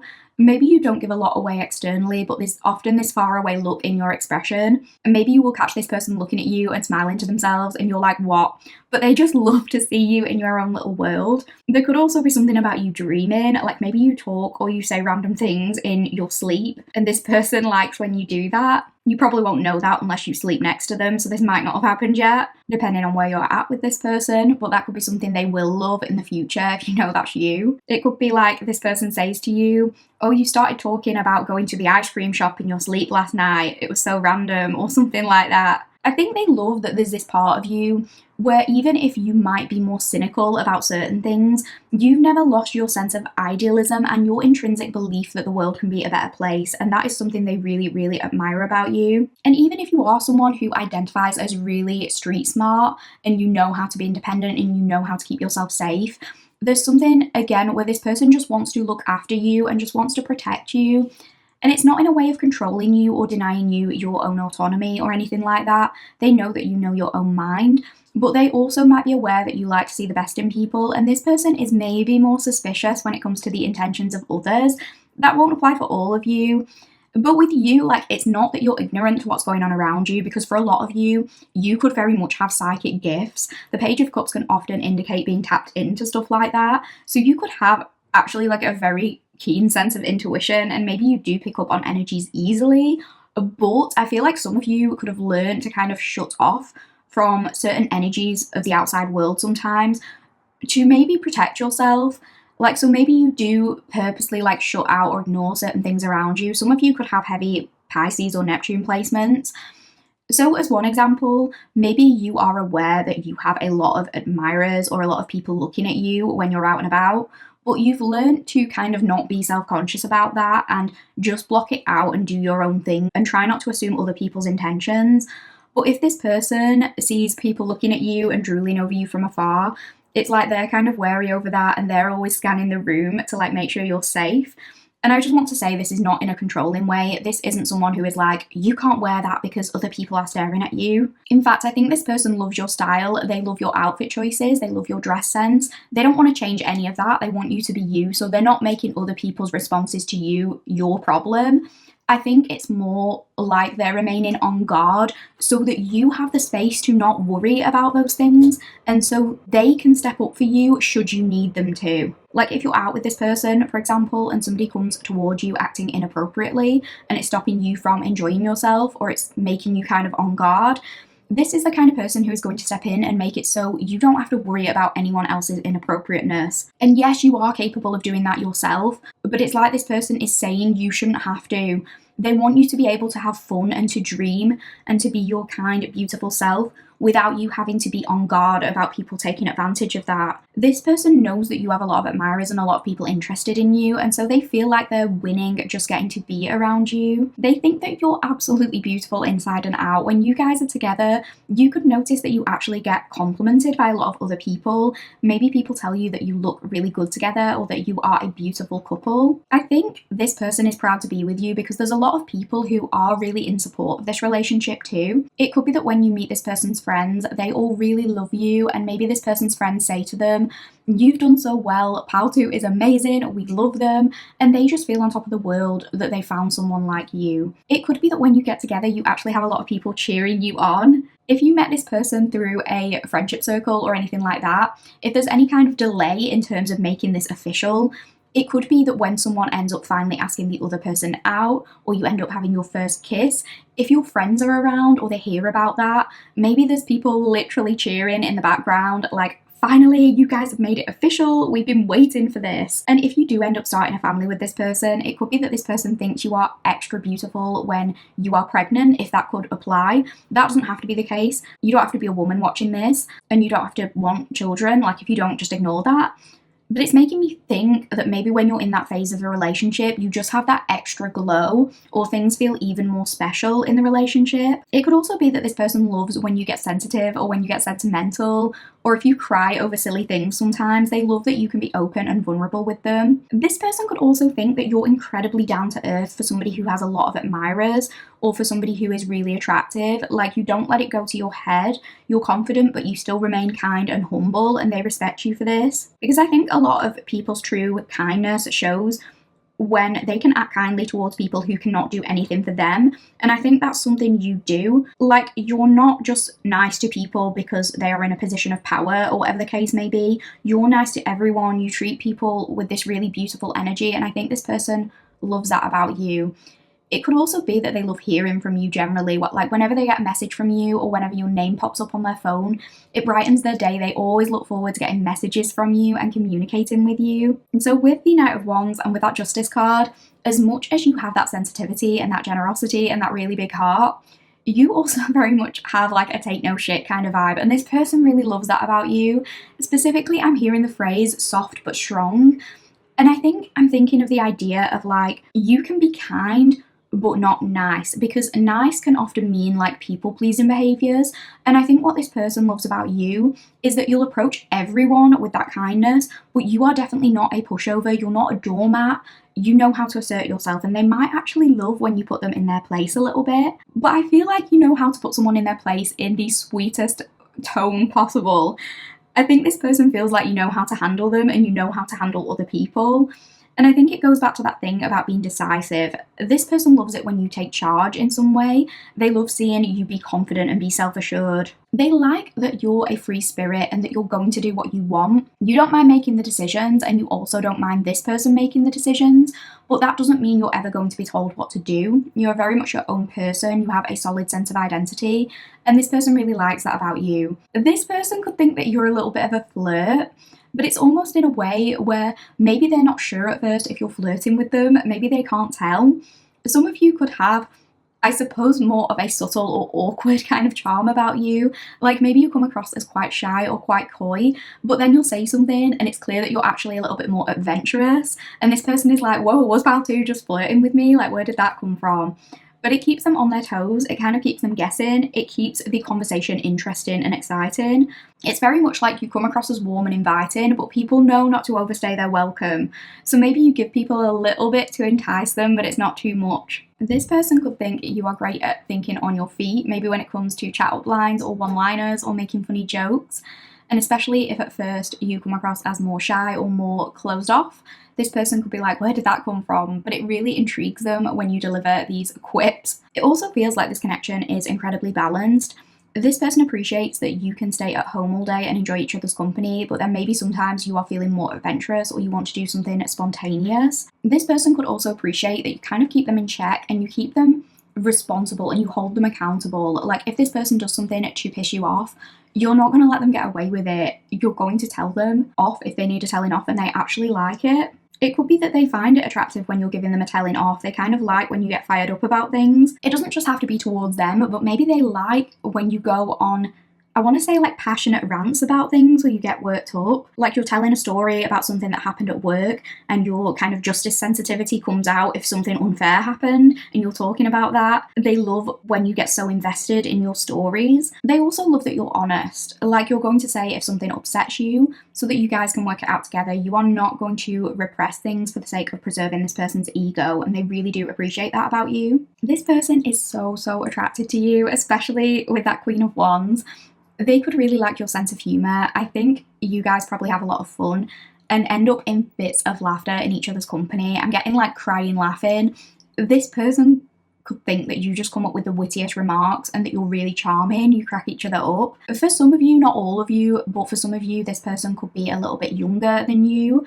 But maybe when they initially approached you, they assumed that you were their age or even younger because you have a very youthful, glowing, vivacious spirit. You could be complimented a lot on looking really good for your age. I think this person loves everything about how you come across and how you carry yourself. Like even if you come across as shy, you sort of have this innate confidence and this natural schmex appeal. This person probably loves your body too. They love how you look in and out of your clothes. But more than anything, I think it's like when you're interacting with them, your adventurousness and your free-spiritedness always shines through, and it just makes them think of you as even more hot. They could love seeing you help others, and again, there's the thing about taking charge, doing things your way. They could love you telling them how to get something done, like giving them instructions. If you are a parent, they could see you being really maternal or paternal and kind of soft and nurturing, but then they could also see you being strict and exerting discipline. And they might love that you're able to kind of have that mixture of both firmness, but also being very loving. I think we mentioned it earlier, but they could love to hear you talk about the causes you care most about. I think it's nice for them to encounter someone who isn't apathetic towards life. Like, I'm not saying you have to be positive and optimistic 100% of the time for this to apply, but I think they love that you actually have genuine, strong feelings about things. Even if you can be indecisive at times, it feels as though when you're set on something, you have those really intense, strong opinions, and you're not afraid to voice them, and this person likes to witness you doing that. And I keep hearing the phrase, you can talk the talk and also walk the walk. So I don't know what that means. I was picturing a catwalk though, so maybe for some of you, modelling or fashion or catwalks are significant. Maybe somebody here likes watching America's Next Top Model or rewatching old seasons or something. But another thing I'm getting is that if you're the kind of person who is always rushing around in the morning because you're running late and you're struggling to remember everything you need, this person could find it endearing watching you rush around. I know that's random, but you could actually get a little bit annoyed with them at times, not in a super serious way, but like if you're getting ready in the morning and you're half dressed trying to pull your pants on and you're running around screaming like, where is my phone? I can't find it. And then you look up and this person is just smiling at you. It's because they're looking at you and they're like, even when pal 2 is screaming at me and all chaotic and half dressed, I'm so attracted to them. But on your end, you could be like, why are you not helping me? And even when you're yelling at them, they're kind of like, I don't care that pal 2 has to leave. Like, I'm going to throw them down on this bed in a second. It's that kind of thing. I know it's not that kind of reading, but I did say there might be a little bit of spice. You could say some kind of outrageous things at times, and this person really likes that. They find it funny. They could be like, you come across as so sweet, and then you go and say things like that. So this could be in terms of like making dirty jokes or innuendos or something. That could be your guys' like sense of humor. This could be this person saying like, you look so innocent, but the stuff you come out with is so out of pocket, it's so crazy. But I also feel like you'll notice that there are moments when this person looks at you and maybe you're like, what are you staring at? But this person is thinking, this is my idea of a happy home. This is what I always wanted. So even if in the future your lives are a bit of a whirlwind or things are kind of chaotic, like even if you are rushing around, trying to be ready for work on time and trying to make sure that the kids are dressed and you've got 1,000 things going on at once, sometimes you'll find this person just glancing around and they have this look on their face of like, this is the dream. They have this look of dreaminess and they've kind of adopted that from you. So it won't be this example for you, but let's say you catch this person staring at you when you are running to the shower, pulling your t-shirt off because you have a toddler and they've just thrown up all over you. It would be easy to think like, oh, they probably think I'm a mess, or, you know, how can this person possibly find me attractive in this scenario? But this person in those scenarios, it doesn't have to be that specific example, but if anything, they find you more attractive when they see you just living the life that you guys have worked so hard to cultivate together. So whether that's them, you know, adoring your pregnancy body or your post-baby body, or whether it's just seeing you off in the morning as you're rushing out the door to get to your job, they love seeing you in all those moments of chaos and through all the hectic aspects of your life. It actually adds spark to the relationship rather than taking it away, because the life you guys are making together, you are going to be so happy. And I think there's going to be this element of this person saying like, pal 2 has given me everything I ever wanted. I couldn't ask for more. It's like this person never stops feeling enthusiastic towards this relationship. You are always a bright spot in this person's day. If they're out all day, they're going to love coming home to you. They're going to actively look forward to returning to you at the end of that day. They see you as somebody they want to put roots down with, and they see you as somebody with whom they feel such a sense of belonging. They feel as though they could take you anywhere. Maybe they love taking you to family events and seeing you socialize with the people that they care about. Maybe they like seeing you interact with their friends and seeing how well liked you are by the people around you. They're proud of the life you guys are going to make with each other, and they're happy that you get on well with their community and that you fit in so great with their friends and family. It kind of feels like every day is a party with you. You always have something to celebrate together. Even on your bad days, you guys can always end up laughing and finding some joy in the difficult situations, and you always end up kind of coming together to work as a team. So that is what I'm getting for your tarot reading, pal 2. I really hope you enjoyed this reading today. If you did enjoy the reading, please like the video. Please don't forget to comment. Let me know what resonated, or just let me know which pal you picked if you don't feel comfortable. Let me know what resonated. And if you haven't done so already, please sub. That would mean the absolute world to me, and I would appreciate it so much. Thank you for being here. Thank you for listening. Take care, and I'll see you in the next one, pal 2. Hi Pal 3 Collective, welcome to your reading. If you chose the Dog Tarot and you chose the Moon Shelf sticker, you are in the correct place. Welcome to your reading, friends. If you would like a full breakdown of what this reading will entail, then please check out my introduction. I do go through absolutely everything there. I'm trying to not repeat myself 2,000 times because I always repeat myself unnecessarily. So I am just going to say that if you have any questions about whether this reading is for you or how to know whether a pal is for you, I have talked about that extensively, way too extensively in the intro. I will also cover some of those points in my pinned comment, so if you want to give that a quick glance, go right ahead. But the one thing I did confidently say in my intro, which I will say here, is that the only instance where this reading probably isn't for you is if A, you are not interested in connecting with other human beings in any capacity, romantic or platonic, or B, you are not interested in being complimented in any capacity. On the other hand, if you do enjoy A, being hyped up and reminded why you are the best, or B, you are open to connecting or maintaining a connection with other quality human beings on some level, I think you can get something from this reading today. So whether or not you have met your person, it doesn't matter. This can be about a past, present, or future situation. Of course, we are all on different timelines here. But for this reading today, we are getting some channeled compliments from your future spouse or a future soulmate. And we are asking what this person loves or will absolutely love and adore most about you, what they think are your best or most beautiful traits, what they're going to appreciate most about the relationship that you guys share, and what just works or will work when it comes to this connection. So as always, it's a collective reading. Not every detail or example will resonate. Please take what's for you and leave the rest for somebody else. Please don't forget to like, comment, share, and subscribe. It is the best and easiest way to support me and this channel, and on a personal level, I just enjoy hearing from you guys so much. So please consider doing one of those things if you get time, but if not, thank you so much for listening anyway. Let's get started with your energy check. We're going to be looking at 5 cards from 5 different oracle decks today. So I'm just going to move your sticker here. I am actually going to pop your tarot cards to one side so we can focus on these oracle cards today. So this energy check, we could be looking at details regarding your energy. We could be looking at this person's energy and the overarching energy of the relationship as a whole. We might also touch on circumstances surrounding you or this person or the two of you meeting and interacting. So we are starting off and we have got set your intentions with heart and soul. We have got accident, danger, caution, injury, number 16. We have got nurture. We have got the opossum and peony, bashfulness. And we have got number 25, influence. Okay, so this doesn't have to apply, but I always like to mention the numbers. So the numbers 16 and 25 could be significant, or the number 7 could be significant.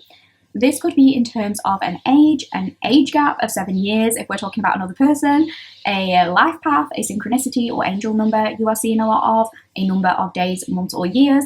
It's just a little bit of extra confirmation if those numbers hit for you in whatever way. I am also going to give a little bit of context as kind of an intro to this reading by reading briefly from the Urban Crow Guidebook and the Woodland Warden's Guidebook regarding this influence card and regarding this opossum and peony card. So let's have a look at what they say. So we have got number 25, influence. Like impressionable teenagers, crows pick up on our habits, even the bad ones. Crows have been known to get drunk as well as smoke. Are you letting someone influence your behaviour? There is a loss of control when influence is at play. A more dominant personality may make you feel inclined to engage in a risky behaviour you would otherwise avoid.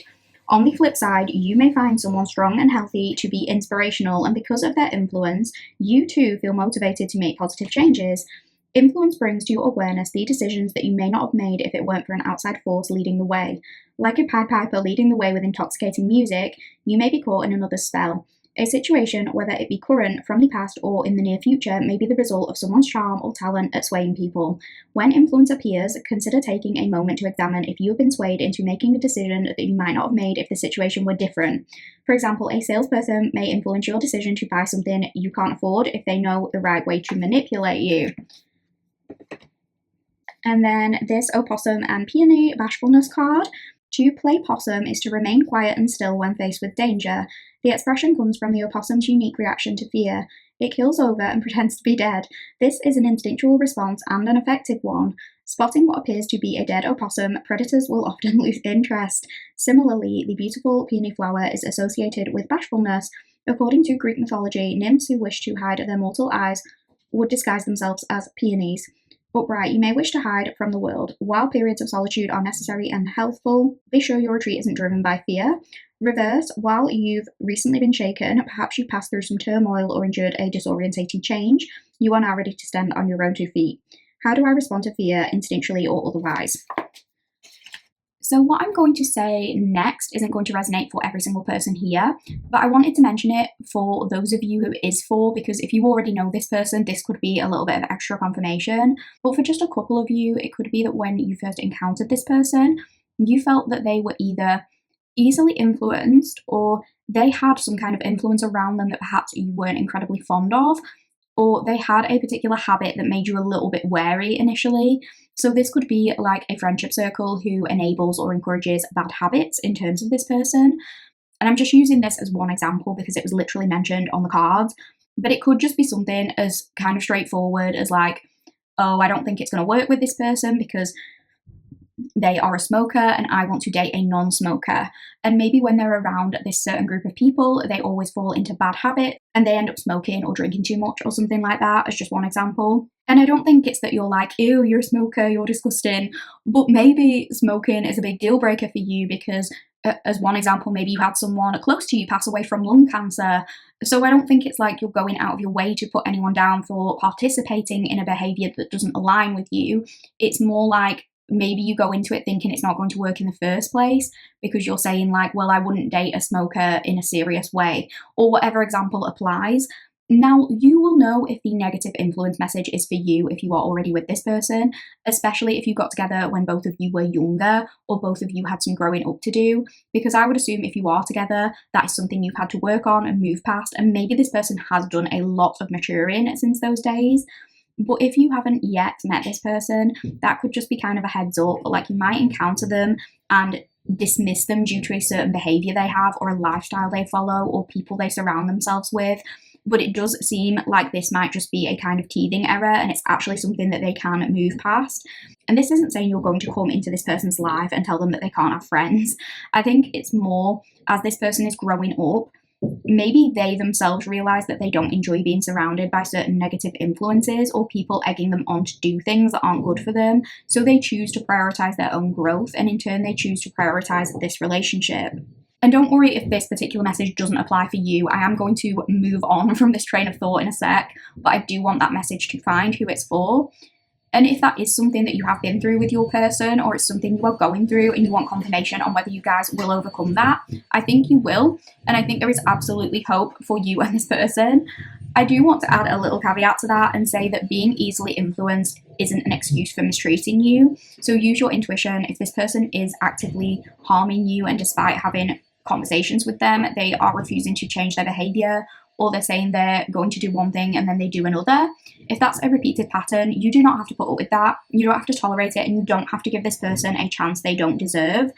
When I say this person might be easily influenced, I don't think it's going to be something like this person being led astray by their friends and cheating on you or something as drastic as that. It could be more like, you know, this person goes out for the night with their friends and you notice that when they're with their friends, they always end up staying out later than they say they will. And it's not like you're sat at home looking at the clock waiting for them to just come home. You probably have better things to do.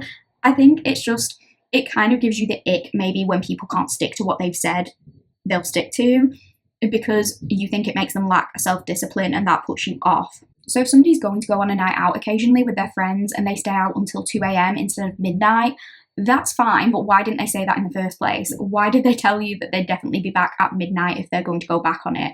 So it could be something where in the early days, it doesn't have to be that example, but you might have a conversation like that where you express your boundaries on what you expect, because you're like, I can't be with somebody who doesn't do what they say they're going to do. Or there could be a small disagreement when it comes to them trying to stop with a certain habit and then maybe going back on what they said. So maybe you're like, you always say you're going to stop smoking or drinking so much and then you don't follow through with it or something along those lines. And again, that isn't for everyone. You will know if it's for you.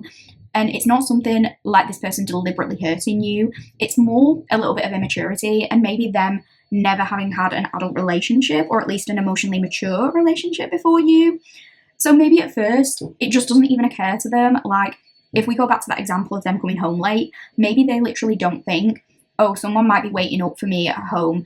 They could just be somebody who gets caught up in the moment or loses track of time and forgets to text. But I do want to reiterate, this is absolutely something that they can and will work on changing because they don't want to lose you and they know they will if they don't come correctly. Now, it doesn't even have to be in that way. It could be that somebody here is influenced when it comes to trends, or they're often influenced by the latest products, and maybe the other person isn't too keen on that, or they're like, you know, you're always buying all this stuff and then buying more of the same stuff when a new product comes out, or when a new trend comes out. So it could be like a minor disagreement over something like that, spending habits. I guess it could be that somebody here is an influencer themselves, or they're a content creator or something like that. And if it's not that this person is easily influenced, it could be that they are skilled when it comes to influencing people. Maybe they work in sales or in marketing, or they know how to sell themselves or something along those lines. And I do want to say, like I said initially, the energies can absolutely be flipped here. So if you recognize some of yourself in this could be like your issue, but that doesn't have to be the case. It can work either way. Somebody here could be a little bit clumsy or a bit accident prone. This is not a predictive message, so don't interpret it this way, but if somebody has been in a minor collision recently or somebody has broken a bone recently, that could be a little bit of extra confirmation. Maybe somebody here has broken a lot of bones throughout their life, or somebody here has recently fallen over or something like that and had to go for an x-ray. I know that's specific. Somebody here could cycle, or they could have a bike, or they could have injured their knee, just looking at that accident card. Maybe somebody here struggles when it comes to coordination, or they bump into things a lot. With this card saying danger on it, this is definitely giving me the vibe of like red flag, but red is my favourite colour, that kind of thing. So maybe when you initially meet this person, you either think, nah, or you think it's only going to be like a short-term thing, but actually you'd be surprised by how this connection can go the distance and how much it can be nurtured over time. There is definitely something here about, although this person could be a person who changes their mind a lot, or you could be that person, whichever applies, it is like you are both dead set on each other. And this person, when it comes to you, they are determined to make you theirs, basically. They're laser focused on you. When it comes to you, they don't have eyes for anyone else. No matter how easily influenced you might perceive them to be in those early days, I think once they meet you, they could have like 100 attractive people trying to slide into their DMs, but it doesn't mean anything to them because they are locked on you. And maybe that's unusual for them because they don't know what's happened to them when they encounter that, because normally it might not take them very long to move on when they shoot their shot or somebody doesn't reciprocate their interest. But for you, it feels like they're kind of stuck on you, and I think they're determined to take whatever action or change, whatever they need to change to get the opportunity to be with you, basically. They're willing to do that. I think you're probably not going to give this person an extremely easy time at getting you, and I think they like that. What we read out on that opossum card, that bashfulness card, it's making me think like you or this person could be either, could be both. You could be the type to like play dead when somebody tries to flirt with you or chat you up. So for you, it could be like you're just minding your business and you're out with your friends and you see someone approaching you from the corner of your eye about to like shoot their shot. And you're like, oh no, like if I just don't make eye contact and I don't make any sort of movements, maybe they'll go away because maybe you're not interested in that. Like you're literally there to have a good time and you don't really want people approaching you in that way. It could also be like you or this person. If someone's talking to you in DMs and then they randomly start making it flirty or they start trying to ask you out on a date, maybe you just stop replying, like you just ghost, because sometimes those situations are awkward and you're like, oh no, I'm just going to pretend that I've dropped off the face of the earth. This person, it is interesting because it's not necessarily that they come across as shy, but they could actually be a little bit bashful when it comes to true expressions of authentic emotion. Maybe it's kind of hard for them to come right out and admit they have feelings. So this could be the kind of person where it's clear they are interested in you, but maybe they disguise everything by being friendly. Like they'll do everything to try and get you to hang out with them, and they'll do anything but admit that it's a date or that they have romantic intentions or want to be alone with you. But you're the kind of person where you're not going to make it easy for them. I think you're going to make them say it. You want them to be honest about what they want. You could be the kind of person where if this person is like, oh, could I get your WhatsApp? You're like, why do you want my WhatsApp? And they're like, oh, it's just easier to talk on WhatsApp. But you want them to admit it's because they're trying to pursue you more seriously. But on their end, they can actually be a little bit shy or intimidated when it comes to making stuff a thing. But maybe you prefer people to be more direct in their pursuit. And I do feel like this person is going to learn that, and maybe then you might see like, oh, okay, this person does have potential. I think you're actually going to be surprised when it comes to how serious this person is about you and how much they actually want to nurture this relationship. This person could kind of come across as like the jovial, friendly, class clown kind of person, but they actually have a really soft and sensitive side that I think sometimes they struggle to show because maybe they're scared of what people will think. But when they encounter you, I think they're going to be willing to show you more of that side, and it's going to endear you to them more. That could be the case for you as well. It could be that on the surface, this person comes across as like bravado or like nothing can faze them, but then maybe you end up making them blush or you end up making them feel embarrassed. And that's maybe kind of sweet to you because it's like they might have been putting on a bit of a front to impress you, but actually they have this really, really romantic and sweet side too. because we did mention this person changing their behaviour. So for just one or two of you, it could be that this is someone where at some point you do have like a period of separation or a break with them. It's like you both go away to work on yourselves and do some growing so that you can come back to each other having done that work. That won't apply to everyone. For some of you, it's going to be like just more straightforward. But for others of you, it could be that you kind of have a flirtationship when you are younger, and then there's a period of separation, and then you get back together when you're a little bit older or something like that. Or maybe it doesn't work out the first time for whatever reason. There's a little bit of a delay getting this officially started, but when it does, it's like you're on the right track. And that's just confirmation for those of you where that applies. Like maybe you need a period of separation with this person so they can work on themselves and come back to you on like your same level of maturity. Again, that's not for everyone though. So that is what I'm getting so far for the oracle portion of your reading. I hope you are enjoying the reading so far, pile 3. I hope it's resonating. We are about to move along to your tarot, and in the tarot, we're going to be getting some channeled compliments from your future spouse / soulmate, and we are going to be asking what they love most about you and what they love most about the relationship. So I will see you at the tarot portion of your reading, pile 3. Hi Pile 3 Collective, welcome back to the tarot portion of your reading. Without hesitation, let's get started and have a look at the cards that we pulled for you. Don't worry if they are not all in frame at first, I will sort it out once I've laid the cards, but let's just have a look at what we get. So to start off, we have the King of Pentacles, and the clarifier is the Six of Pentacles reversed. Next, we have the Six of Cups, and the clarifier is the Knight of Swords. Next, we have the Emperor, and we have the Queen of Pentacles. Next, we have the King of Swords, and we have the Eight of Swords. And then we have the Ace of Pentacles, and the clarifier is the King of Cups. Okay, so to start off with, you picked the Dog Tarot today, pile 3. And the reason I chose to use this deck today isn't because I think your future spouse is a dog. I'm using it because dogs are known for being loyal, and I hope that that is your person. But considering what came through in the oracle, there could be a message here of like, maybe for some of you, when you very first encounter this person, you were like, I'm not sure if this person is a candidate for my long-term future, because maybe you think they're a little bit of a dog, or you're not sure about certain people they surround themselves with. Or maybe it's like, you're like, I'm at a stage in my life where I haven't got the time or energy to be house training a new puppy. Like, I want a dog who already knows the house rules, not a dog that I have to spend time domesticating. That's not for everyone, but it might just be a random message for one or two of you. But I am hearing who let the dogs out, so maybe that's this person and their friends, I don't know. But I'm also hearing the song Accidentally in Love. I think that that is a song from one of the Shrek films, if I'm not mistaken.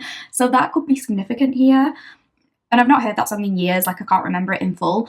But the lyrics that are standing out to me, I might not get this right, I might not get it word for word, but it's something that's like, how much longer will it take to cure this? And they say like, I can't ignore it. So it makes me think what this person loves about you is that you're able to make them feel things they haven't ever felt before, and you manage to evoke feelings in them that just cannot be ignored. It could be that this is something that is initially frustrating to them, and it could be that to them, when you guys encounter each other, this almost feels alien, like they can't even recognize it as love at first. They're like, what is this feeling and how do I get rid of it? Like, what can the doctor give me to stop this? So this is making me think, for some of you, you guys could start off as friends, or just a fling, or a friends with benefits, or a situationship type thing. Something that you both assume is going to be more short term, where this person ends up accidentally falling for you somewhere along the way, and maybe this hasn't happened to them before.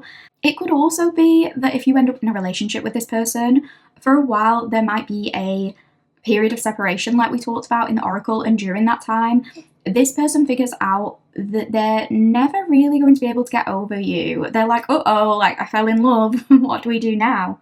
Now, those things in particular will not apply for everyone listening, but I think the overall message, regardless of that, is whatever situation you're in with this person, they are not used to someone making them feel this way. This is, I want to say, an emotional depth that they haven't experienced before. And I am also called to say at this point, Delulu checkpoint right here. And Delulu checkpoint is something I heard watching Shadow Play Tarot's readings. And it's just a little reminder to check in with yourself, use your discernment, and take note of whether this truly sounds like your situation. And the reason I want to put one here is not to undermine you or your intuition, but I don't ever want anybody to stay in or return to a situation that is bad for them based on what they want to be true rather than what is actually true. So if you recognize, like, hey, I'm in a situationship, but me and this person aren't vibing too well right now, or I'm not too happy in this situation, this is not your call to stick around on the off chance that this person is going to wake up one day suddenly ready to be your future spouse. Like, if they cannot treat you well in this current moment, no matter the potential you see, I would always suggest that you prioritize you. Prioritize being respected, prioritize living your life and finding someone who is on your level if that's what you desire. And if it is meant to be with this person, that will not pass you by. But if they have leveling up to do, that is on them, and perhaps a period of separation is needed in order for them to meet you where you're at. But you do not ever have to put your life on hold waiting for that to happen, essentially. And if that message isn't for you at all, just ignore that part. You know, we are all on different timelines here. That's not going to be for everyone. But whoever this person is, even in those more straightforward situations, as in like you guys get together and there's no reluctance to admit feelings, there's no period of separation, it's just two individuals who get together, and other than the disagreements that most couples have, it's pretty smooth sailing, or it's a straightforward trajectory from like dating to moving in to getting married or whatever. Even if all of that applies and it's straightforward in that way, I feel like this person is going to love that they essentially get to grow into the person that they are meant to be and meant to become by being with you, by loving you, and by learning from you. It feels like something about this connection forces this person to level up. It forces them to mature and to become wiser and more stable. It forces them to stay committed, and it teaches them that they have to work hard for the things they want. So for a lot of you, it could be that you are this person's first serious relationship. And if that doesn't apply because you know that this person has had significant relationships before, or they've been married before, or whatever the case may be, it could be that you are this person's first relationship with depth, or their first emotionally healthy relationship. There's this feeling of like before they met you, maybe they thought that love was purely transactional, or there always had to be strings attached. I think they love that you teach them what it means to love without restrictions or without putting a price tag on everything. And I think this can be a difficult concept at times because healthy relationships are ultimately about give and take. And if somebody is consistently not meeting you part way, it can be detrimental to continue giving love to that person when you are never getting anything back. But I think when we reduce relationships to like, well, I did this for you, so you have to do this for me, it ceases to retain its meaning because it's something that can be bought and sold. It's not being given freely when there's always those expectations attached to it. So that could have been what this person's relationships look like in the past, and they're grateful that you're able to show them a new definition regarding what it means to love and to be loved. But I also think what this person loves about you is that you don't give much away, or it feels like you make them work hard to win your affection. And that in turn forces them to like get their shit together and become that King of Pentacles. So if this person was used to having people around who are easily impressed by money or gifts, if you're not impressed by those things and you are like, hey, you're going to have to do better than just throwing some cash my way or bragging about what kind of car you drive, this person feels like it's more of a challenge to win you over. And they like that about you. They find that enticing. They love how exclusive your energy is. Maybe you are someone who is quite difficult to get to know, or it's difficult to, get you out on that date. You make it clear that this person has to be on their A game to have a chance with you, and so they're willing to do what it takes to get to that place. I'm hearing that their usual games don't work on someone like you. So it could be that if this person comes across as charming or they have charisma, maybe they kind of expect people to like fall at their feet fawning. You could think when you initially meet them that they're a little bit of a suck up. Maybe you think they're kind of fake, or this could be like you seeing them trying to flirt or like kiss the boss's ass at work or something. And I think this person, they really want to be liked. They relish in that sort of everyone loves me thing. And maybe this is where they get a lot of their confidence, but I think it's actually a lot of people pleasing due to their insecurities. They want to feel validated in that people like them, but maybe you kind of don't bow down to it, or you roll your eyes at this, and this person is like, damn, pile 3 isn't falling for my usual spiel. They see right through me, and that in turn makes them want to try harder because you're this nut that they just can't crack, basically. But when that usual stuff doesn't work, then they're going to actually have to level up and do the work and be a person who is worthy of being liked. And this entails them spending enough time on themselves that they like themselves and they don't need the validation from other people. They're not having to prove to anyone that they're a good person because they're just able to show that through their actions. This could be a Libra man. That won't apply for everyone.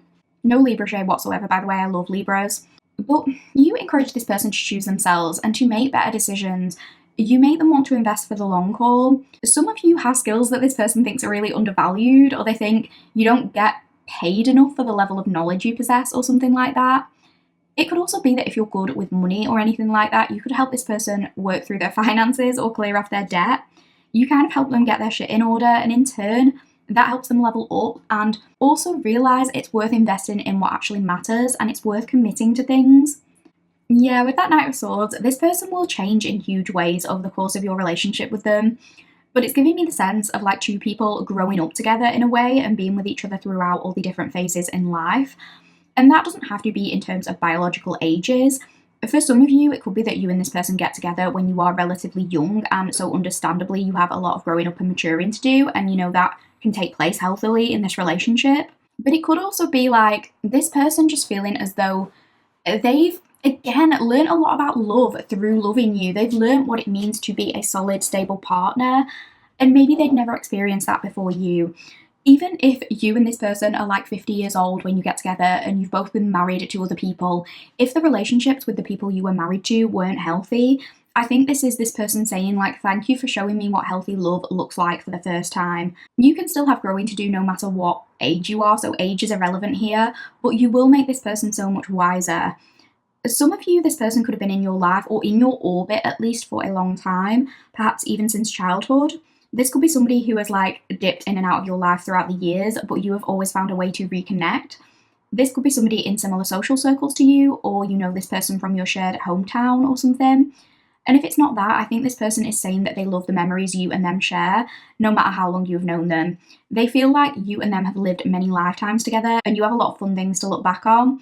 I think they love when you tell stories about the past or when you guys talk about situations that have happened. I feel like the two of you, no matter your age, you know how to be silly together. Maybe you know how to wind each other up. You could be the type of couple who plays harmless pranks on one another. It's something innocent, but it's something that allows you to both be playful and creative. The Knight of Swords often talks about seizing the moment, so this is making me think that this person is so focused on you that a part of them really wants to jump in feet first and maybe rush things a little bit when you guys officially get together.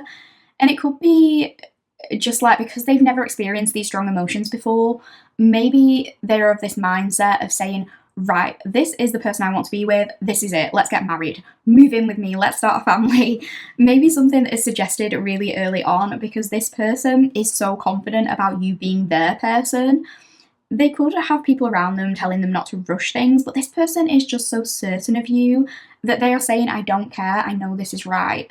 It could even go the opposite way too, though. They might actually have family members who actually want them to like take you off the market because maybe when those family members meet you, they are saying to this person, you need to snatch pile 2 up quickly. It could be that you are the favourite of the people that they've been introduced to in the past. So maybe they're like, you've got a good one there, pile 3 is a keeper, like you best get moving down that aisle or whatever.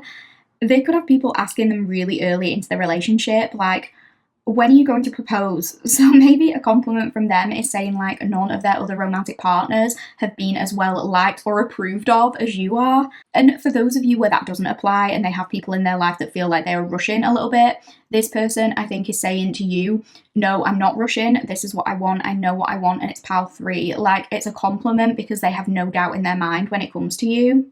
Okay, so with that Emperor and the Queen of Pentacles, I've been saying in a lot of my readings recently, like whenever I am getting the Queen of Pentacles, Miss Independent by Neo immediately starts playing in my head, and it's happening again now. But I really feel like this is how this person is looking at you. They feel as though you are the full package. They know that you have your own thing going on and that you'd be good with or without them, basically. And I think that goes back to what we said. It's like that forces them to do better, so they have something tangible to offer you. They have something of substance to offer you. Because if in the past they've been in relationships with people who they could maintain like transactional connections with via leveraging something that they have access to when they're faced with you, a person who takes care of themselves and who isn't necessarily reliant on anyone else, They have to ask themselves, like, what can I offer pile 3? And that is the thing that makes them level up. And if you are looking for a partnership, someone who can commit, someone who can be dedicated, someone who makes wise decisions, then that is the person that they will have to become. And they will become that if it means getting your respect and being worthy of that relationship with you. They love the fact that it always seems like you have everything under control. I think it goes back to what we said about maybe you not giving too much away or maintaining some level of mystery. It feels like they are complimenting your ability to be composed. They think you have a very cool, calm, and collected vibe. Maybe they feel as though you don't lose your cool easily and that you are very down to earth. You're someone they can have mature adult conversations with and you don't just lose your temper easily. I feel like they also want to compliment how well you take care of yourself. I think a part of what makes this person want to take care of you is because you know how to give that to yourself. So this person could notice that you're really disciplined when it comes to adhering to a particular fitness regimen. They could notice that you always look and smell really good, you're well dressed and well put together, you take care of your skin and your hair and your body, and maybe you treat yourself to luxury items, or you buy yourself flowers to put in your home, or you take yourself out on trips, like you treat yourself to spa breaks occasionally or something like that. And this person thinks that how you look after yourself shows externally, and it's something they really admire. The Queen of Pentacles to me makes me think of somebody who is quite no-nonsense. And this makes me feel like what this person loves about you is that you're quite direct. Maybe you say what you mean and you mean what you say. And the thing is, you don't have an attitude about it. And maybe they love that you assert yourself in a very matter-of-fact way. It's not like you're raising your voice at anyone. It is more like, I am going to explain how things are going to go. And they feel like you're someone who people actually listen to and respect. So you don't need to threaten people or shout to be heard or to get what you want. If you have children, this could even be in relation to how you speak to your children. Like, you don't have to exert much discipline because they are going to listen to you the first time around. If you are a parent, it could be that this person loves that you're the kind of parent who, like, if your child did something wrong, you are going to sit down and sensibly explain why what they did was wrong and they are not going to do it again. You're not someone who easily gets riled up or flies off the handle over things. This person could love how organised you are.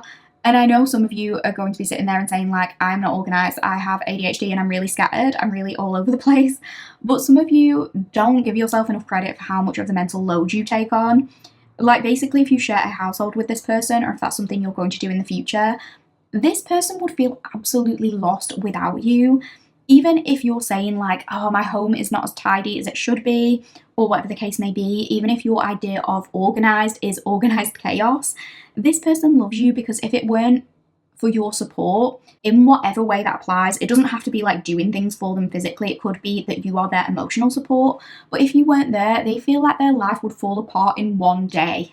There is a lot about parenting here, and I know not everyone wants to be a parent, so my child-free people, please feel free to ignore this, but we did get that nurture card in the oracle, so there's definitely a big theme here of this person loves the way you take care of things. And I think that starts with how you take care of yourself, as we did mention, but it could be that they love the way you nurture them, they love the way you co-parent together if you do have children. And if that is the case, it could be that this person feels most connected to you when they see you interacting with your baby. Like if they see your toddler snuggled up in your lap and you're reading them a book and kissing their forehead, it's those kind of moments where their heart just expands in this massive way. And if it's not going to be literal children, it could be like a shared project that you and this person have, something they see you working hard towards. They're kind of in awe of the love you give to whatever thing that is. It could just be that they love how soft you are, like they feel the safest and most loved when you guys are just cuddling. Maybe they feel so much better after hugging you or laying with you or something like that. They could think you give really warm hugs, or when they're curled up with you, they could just say like, you're so nice and warm or something like that. They might love that they can always depend on you to make them feel better. And they could love that you're someone who always offers them practical solutions to some of the issues that they might be going through. They could love to talk things out with you and get your advice because they enjoy hearing your like more logical perspective on things. It could also be that this person feels as though you put some kind of magic spell on them at times to make them so obsessed with you or make them adore you so much, especially if they're not used to that. This could be someone who feels so protective over you and they don't really know why, so they feel like it must be magic. With that King of Swords and the Eight of Swords, the images on those cards are just cracking me up. What I keep wanting to say is this person loves that you test their self-control. And normally, you know, when I see the Eight of Swords popping up, It's usually what I would consider quite a serious card. You know, it can be about feeling trapped and anxious and feeling powerless, but some of these dog cards are just so cute that it's kind of hard to take them seriously. And I'm getting a few kind of different messages, but specifically, I'm hearing this person both loves and hates that you make them feel powerless because nobody else has made them feel that way. And I think this could manifest in a lot of different ways. Some of you, it could go back to what we were saying about, you know, maybe in other relationships, this person found it easier to just stop caring, or they didn't have this desire to protect or commit like they do with you, and they are amazed that you bring that out of them. But at first, maybe they don't like it because they find it scary and because it feels so different to what they are used to. And so this could be like powerless in the sense of if you reject them or if you tell them you need space, they can't just go back to their usual ways and forget about you or move on. And I think that goes back to what we said about the magic spell, because they feel stuck on you even when they're not supposed to be thinking about you. And that is the thing that makes them feel powerless. They're kind of like, what's gotten into me? Why is this person making me feel this way? But equally, you know, it's scary, but they know that there's something kind of special about that because it hasn't ever happened with anyone else. Nobody else has had such an impact or effect on them. I also keep hearing you're teaching this person about delayed gratification. And I think that's kind of solidifying, like, you're not making anything super easy for this person. So if this is someone who has leveling up to do when they first encounter you, they can't get the reward, i.e. continuing to encounter you or pursue you, until they do the work they need to do. It's also making me think this could be in relation to like being physical, like maybe when you guys are an official couple, when you go out together all dressed up one night, this will be the kind of person who, when they're out with you, they can't stop staring at you or wanting to touch you or like trying to be close to you.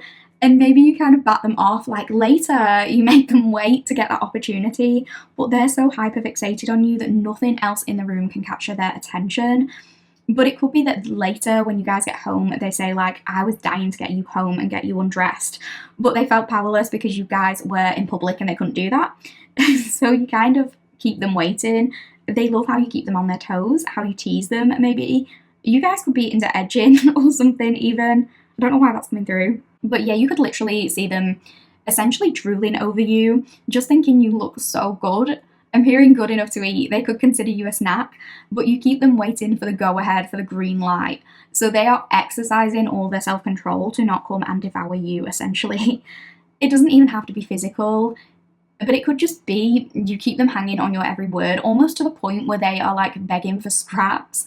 This could be like if you are the one who is at any point unsure about whether to give them a chance or not, maybe when they're sort of in the process of proving that they are worthy of that opportunity, it could be like you're not giving too much away, so they are grabbing what they can because it's better than not getting anything at all. They could feel like their attraction to you, their pull to you, it makes them feel like you have all the power, and that kind of makes them feel weak. But that feeling is powerful in itself because they've experienced nothing like it before. They could think that you hold yourself very well and that you have really good manners, but they could admire that you know how to not get too emotionally invested when it doesn't serve you to do so. They could just feel like you're a generally cool person. So this makes them want to impress you because I think they know that you're not easily impressible. It could be that they feel they have the best conversations with you and you're very knowledgeable and intelligent when it comes to lots of different topics. Maybe they have some really in-depth conversations with you that they don't often have with other people. It could also be like they love how good you are at keeping your composure and they kind of envy you for it, particularly when it comes to this relationship. If you've ever had to set boundaries with this person or have some space with them, this could apply, because even if you're going crazy on the inside, you are not going to let that show. But because this person sees maybe that you seem good with or without them, they're like, pal 3 maintains their cool. So, well, meanwhile, I'm going absolutely crazy without them over here. Like, I feel paralyzed, I feel helpless, but they seem fine. And maybe later when you guys are together, you have a conversation and you say, you know, I was going crazy without you too. And this person is impressed by the fact that you did not give anything away when it came to that. You could meet this individual through work or some kind of business, although that does not have to apply.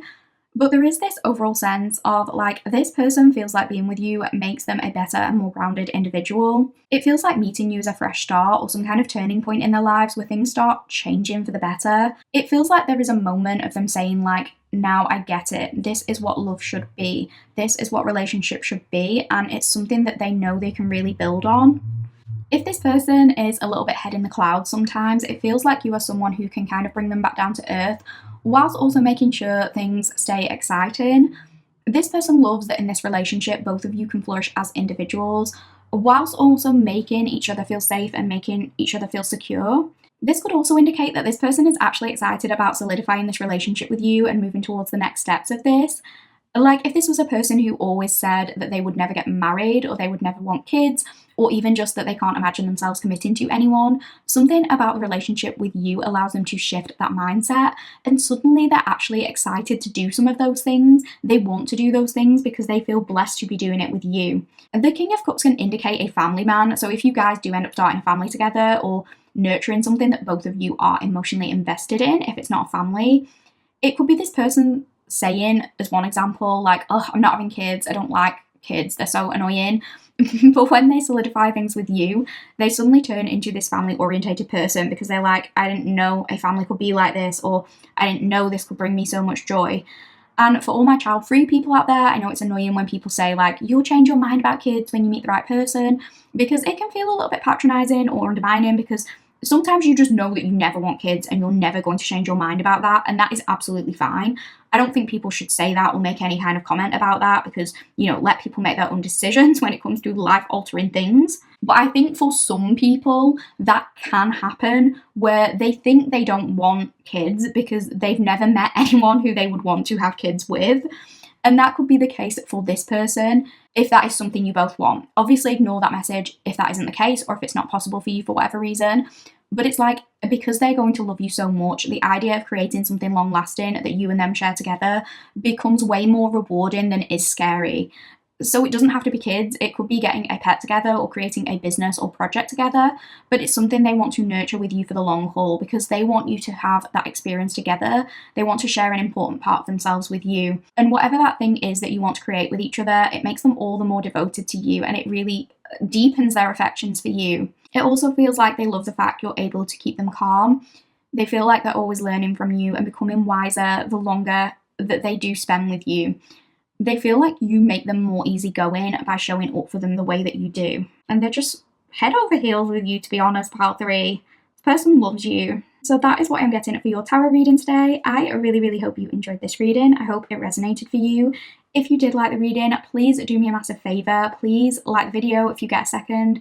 I would really, really appreciate it if you let me know what resonated in the comments, or just let me know which pile you picked if you don't feel comfortable doing that. And if you don't get a chance to do that today, thank you for being here anyway. I appreciate you listening. Don't forget to sub if you haven't done so already. Take care, pile 3, and I'll see you in the next one. Hi Powerful Collective, welcome to your reading. If you chose the Midnight City Tarot and you chose the flower sticker, you are in the correct place. Welcome to your reading, friends. If you would like a full breakdown of what this reading will entail, then please check out my introduction. I go through absolutely everything there. I am trying to not repeat myself 2,000 times because I always just repeat myself unnecessarily. So I'm just going to say that if you have any questions at all about whether this reading is for you or how to know whether a pal is for you, I have talked about that extensively, way too extensively in the intro. I will also cover some of those points in my pinned comment, so if you want to give that a quick glance, go right ahead.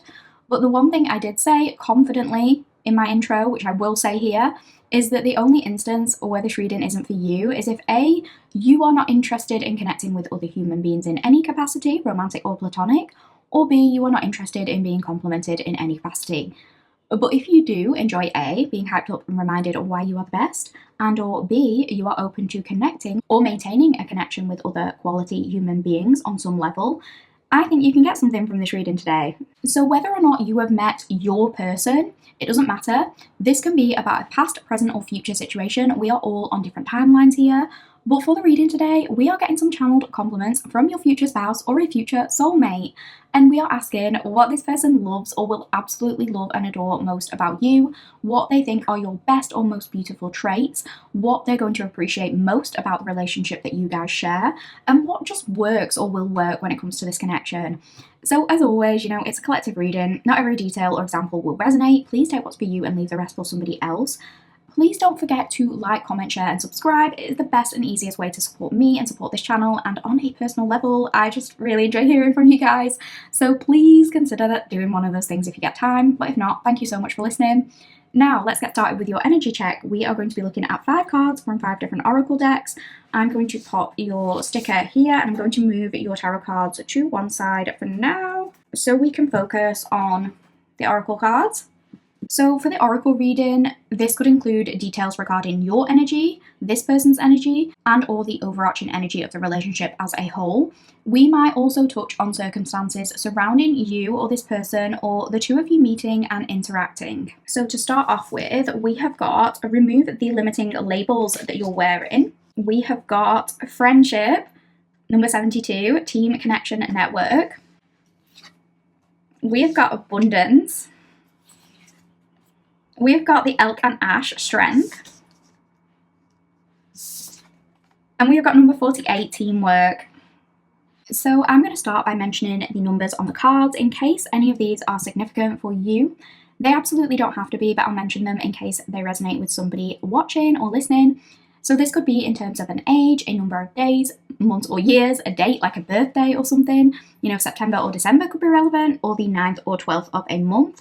This could be in terms of a synchronicity you're seeing a lot of, or a life path or something like that. So we have the number 72 and 48. The numbers 9 and 12 could also be relevant as mentioned. I'm going to start off by reading from the guidebooks from the Woodland Warden's Oracle and the Urban Crow Oracle. Let's start with the Urban Crow actually, so that's in relation to this teamwork card. Number 48, teamwork. Crows have mastered teamwork. Mobbing is one example of how crows work together on a common goal.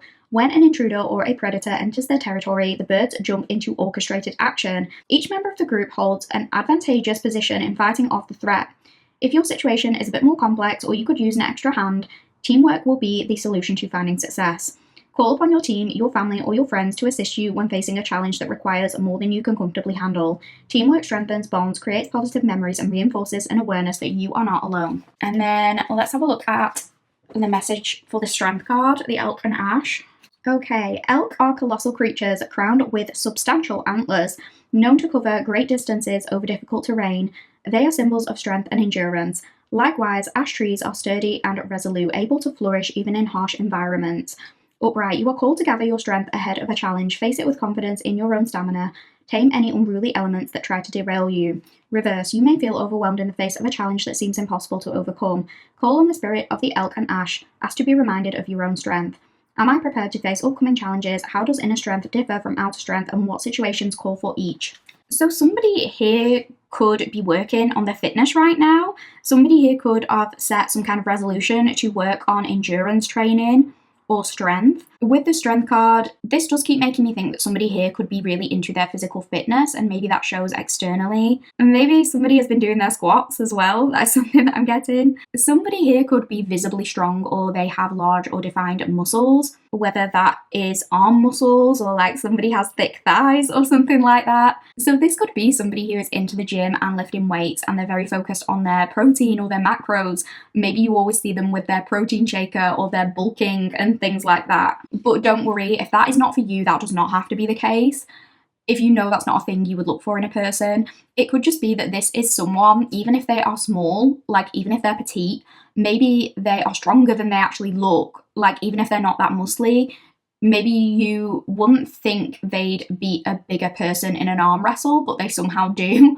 Or you see them carrying heavy boxes, or you say to them like, you're not going to be able to lift me up, but they do with ease. So it could be like this surprising physical strength that isn't visible from the outside. And equally, you know, as the card mentioned, we could be talking about an inner, more psychological or emotional strength.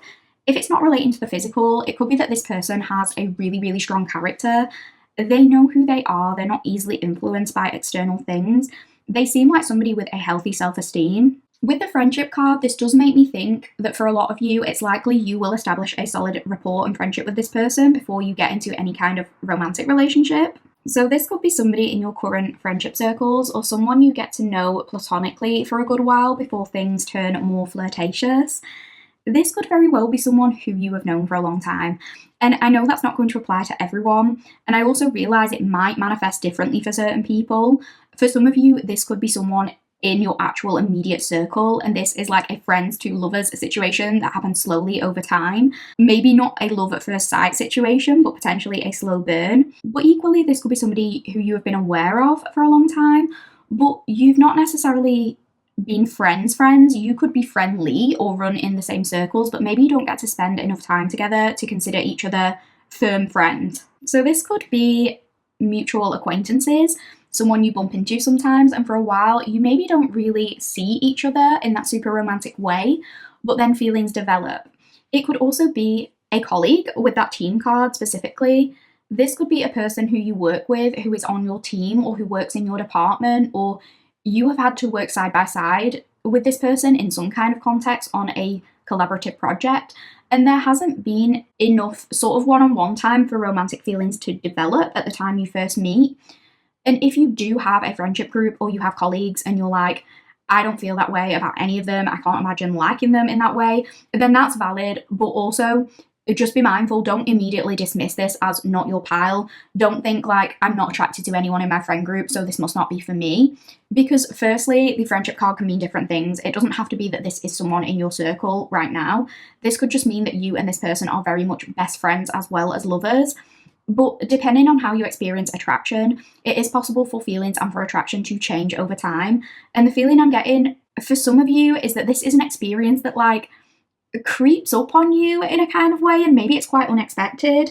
And if you guys are in the camp of like you're already with this person, that might just be confirmation for you, because you might say like, yeah, when me and this person met, I didn't think we would end up where we are now. I think from the beginning, both of you acknowledge each other as attractive humans.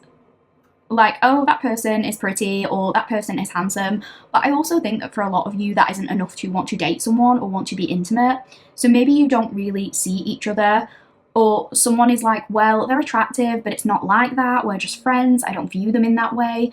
And the thing is, I think both of you feel safe and content as friends. Like, you're comfortable with each other. I don't think anyone feels friend zoned. I think you're happy with the situation. Maybe you have like quite close body language. You can have fun together and, you know, hug or touch each other without it necessarily meaning anything. But then one day it suddenly means something, is what I'm getting. So like, maybe you're always joking around in your usual way with this person, but whereas normally you wouldn't think anything of it, maybe one day you just come away from that conversation with like butterflies in your stomach and you're kind of thinking, was that flirting? Or maybe one day you hug them like you usually do, and for some reason you are just extra aware of their body, or something feels a little bit different this time and you're like, could I go there? But it could be something that initially both of you try to dismiss or shrug off because you don't want to ruin the friendship, or you're not sure if the other person feels the same way. Maybe some of you, if you're women, you could just be like, oh, I'm probably just ovulating and reacting to this person's touch. Maybe I'm touch starved. But then that feeling like you're getting a new crush just kind of lingers. But that's what I mean. It's like these little things that are just kind of gradual. And nobody wants to feel like they're being creepy towards the other person. It's just this slow changing when it comes to the dynamics of this friendship. And I feel like it intensifies the more time you get to spend together. And maybe it's easier to dismiss it at first, because if at first you and this person aren't the closest people in the group, like if you see each other in a group setting, it's harder to get to know them. But the more you connect with each other, the more obvious this starts to become. But yeah, if it's not that, if it's not like the slow burn friends first kind of situation, I think this is just saying this is someone who will become your best friend and your soulmate all in one. I feel like you and this person are going to be able to open up to each other about absolutely anything. I also feel like this is somebody who is going to be in your corner no matter what. It's always going to feel like they're on your side. I am getting that somebody here is more chilled out and the other person is maybe a little bit more feisty. And of course, energies can work either way round. But for this pile, I am getting that for most of you, maybe you're the slightly more ballsy one and this person is a little bit more relaxed. That won't be for everyone. But if that does apply, this person, they still have your back when you feel the need to speak out about something. So if you're someone who, as one example, gets emotional or fired up when you're speaking because you're passionate about a topic and people dismiss you because of the way you articulate your thoughts, this is a person who's going to actually listen to you and they're going to say like, no, Pal 4 is right, we need to listen to them. So this is making me think of like, I know this one is random, but if you're a woman being at the doctor's as one example, it's easy to be gaslit and labelled as hysterical when we are rightfully angry or upset about things we are experiencing medically and our cries for help are being ignored.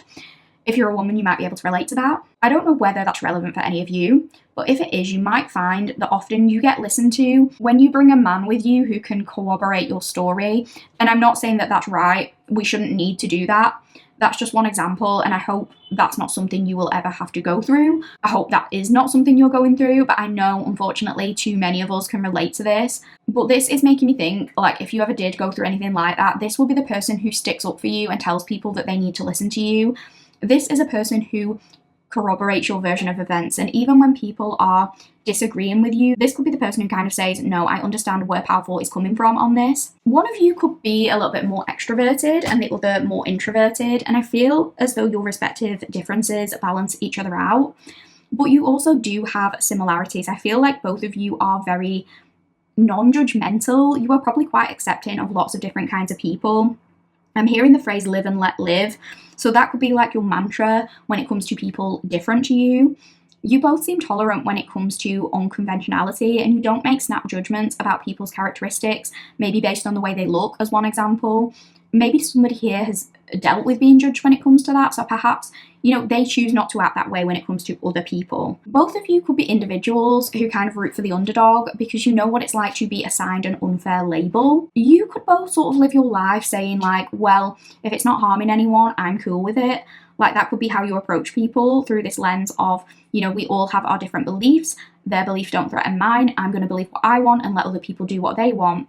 Both of you kind of mind your business in that way. But when it comes to like logic versus emotion or fighting your corner, it seems like there's one of you who, I want to say, maybe fights with their Mars energy and one of you fights more with their Mercury energy or something like that. So if someone starts arguing with you, there's one of you that's like, what did you say? Say that to my face. And the other one is more like, well, I've done my research and these statistics suggest blah, blah, blah. When there's a problem, one of you could be like more quick to take action and the other could ruminate on it a little bit more.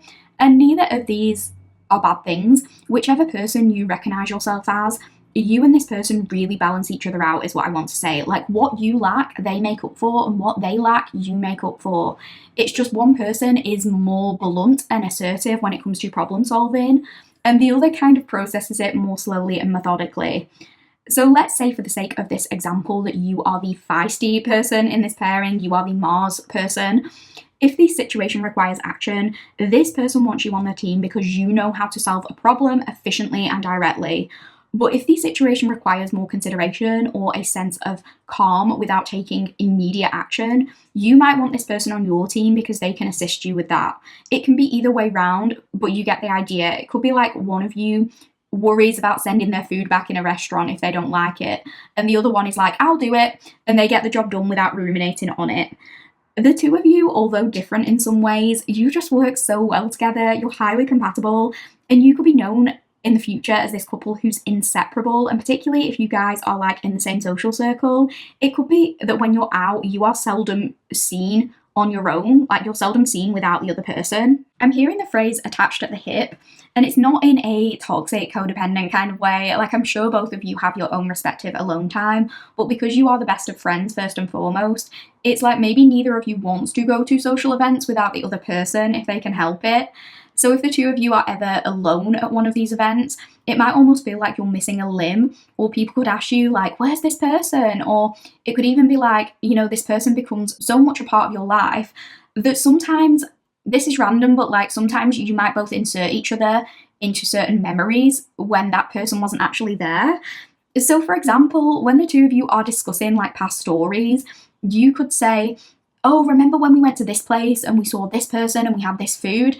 And this person could be like, no, you must have gone there before we met.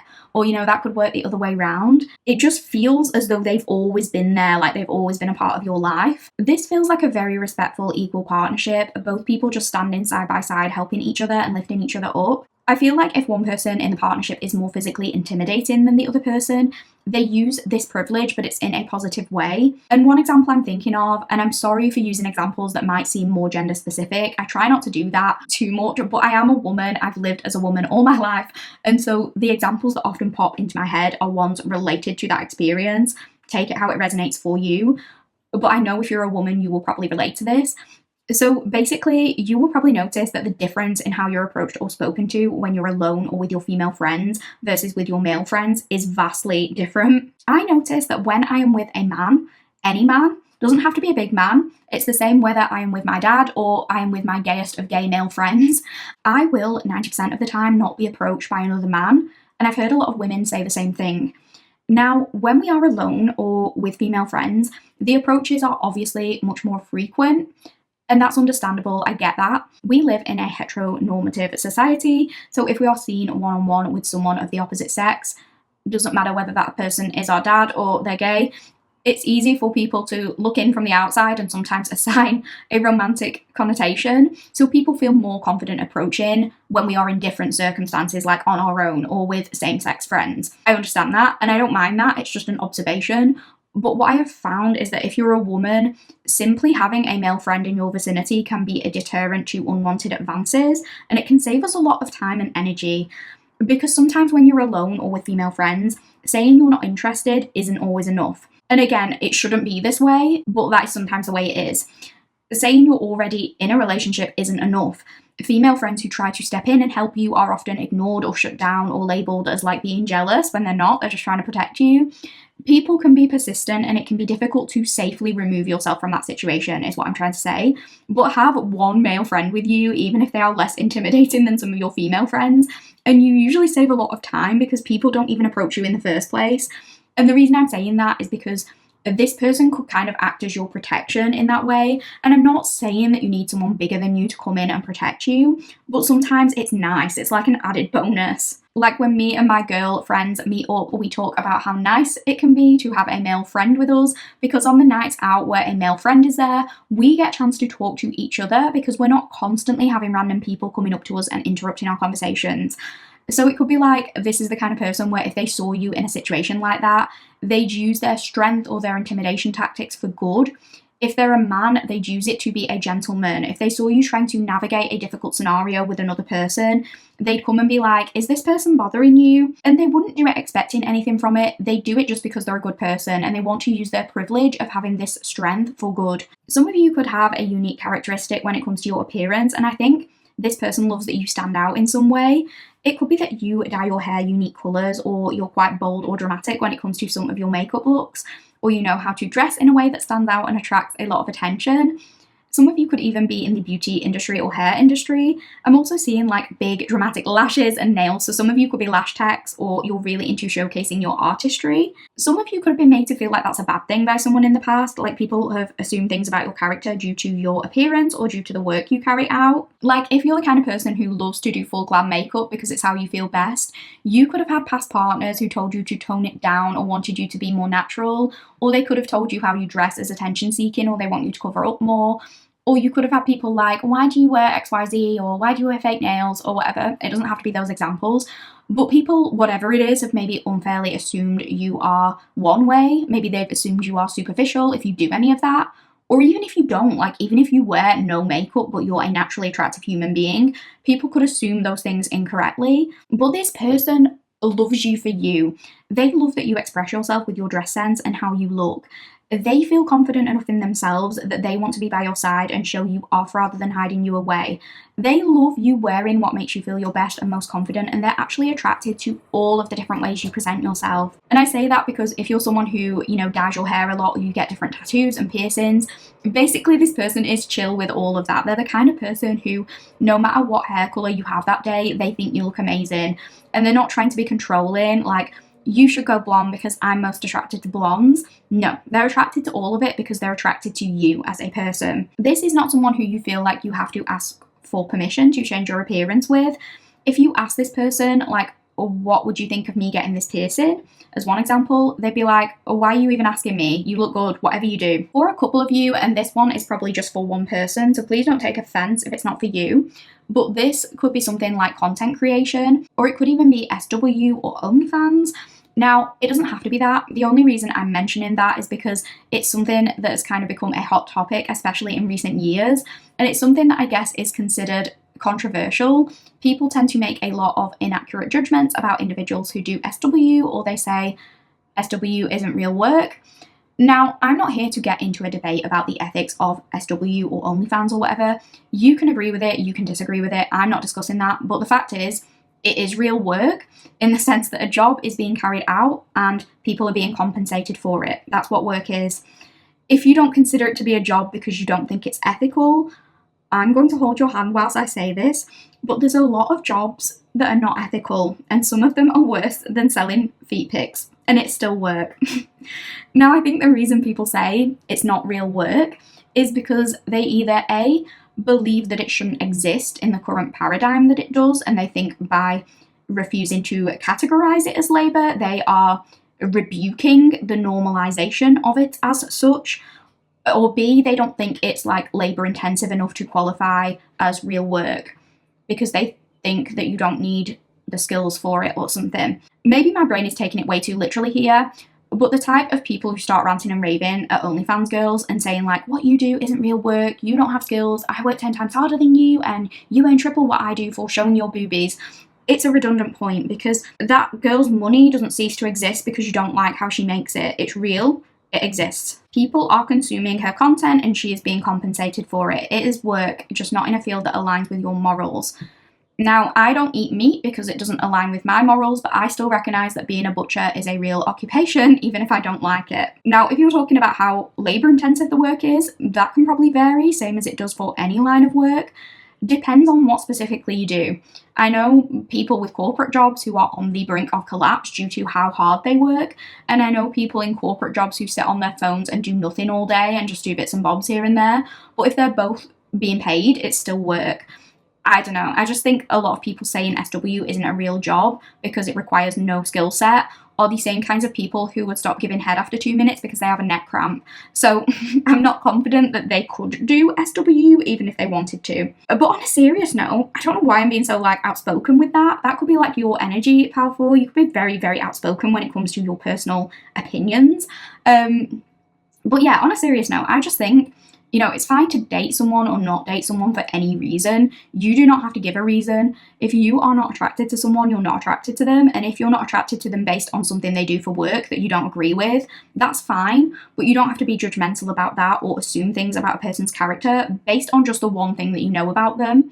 And it doesn't have to be with SW, it does not have to be that at all, but some of you could work in an unconventional or creative kind of field, some of you could be self-employed, it could be like the beauty industry or some kind of content creation. I keep getting that won't be for everyone. It could be something really artistic though, that's like someone at some stage just told you like that's not a real job or something. If you resonate with people judging you in any aspect, whether it's because you like to experiment with your appearance or it's due to something you do, basically what I'm saying in a really, really long-winded way, and I'm sorry that went off on that rant, I'm sorry about that, that's just what I do sometimes in these readings, but this person is not going to be anything like that, basically.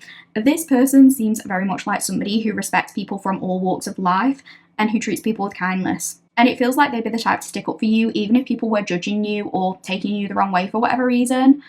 This person kind of takes people at face value. They actually listen to people's stories. They don't jump to immediate conclusions.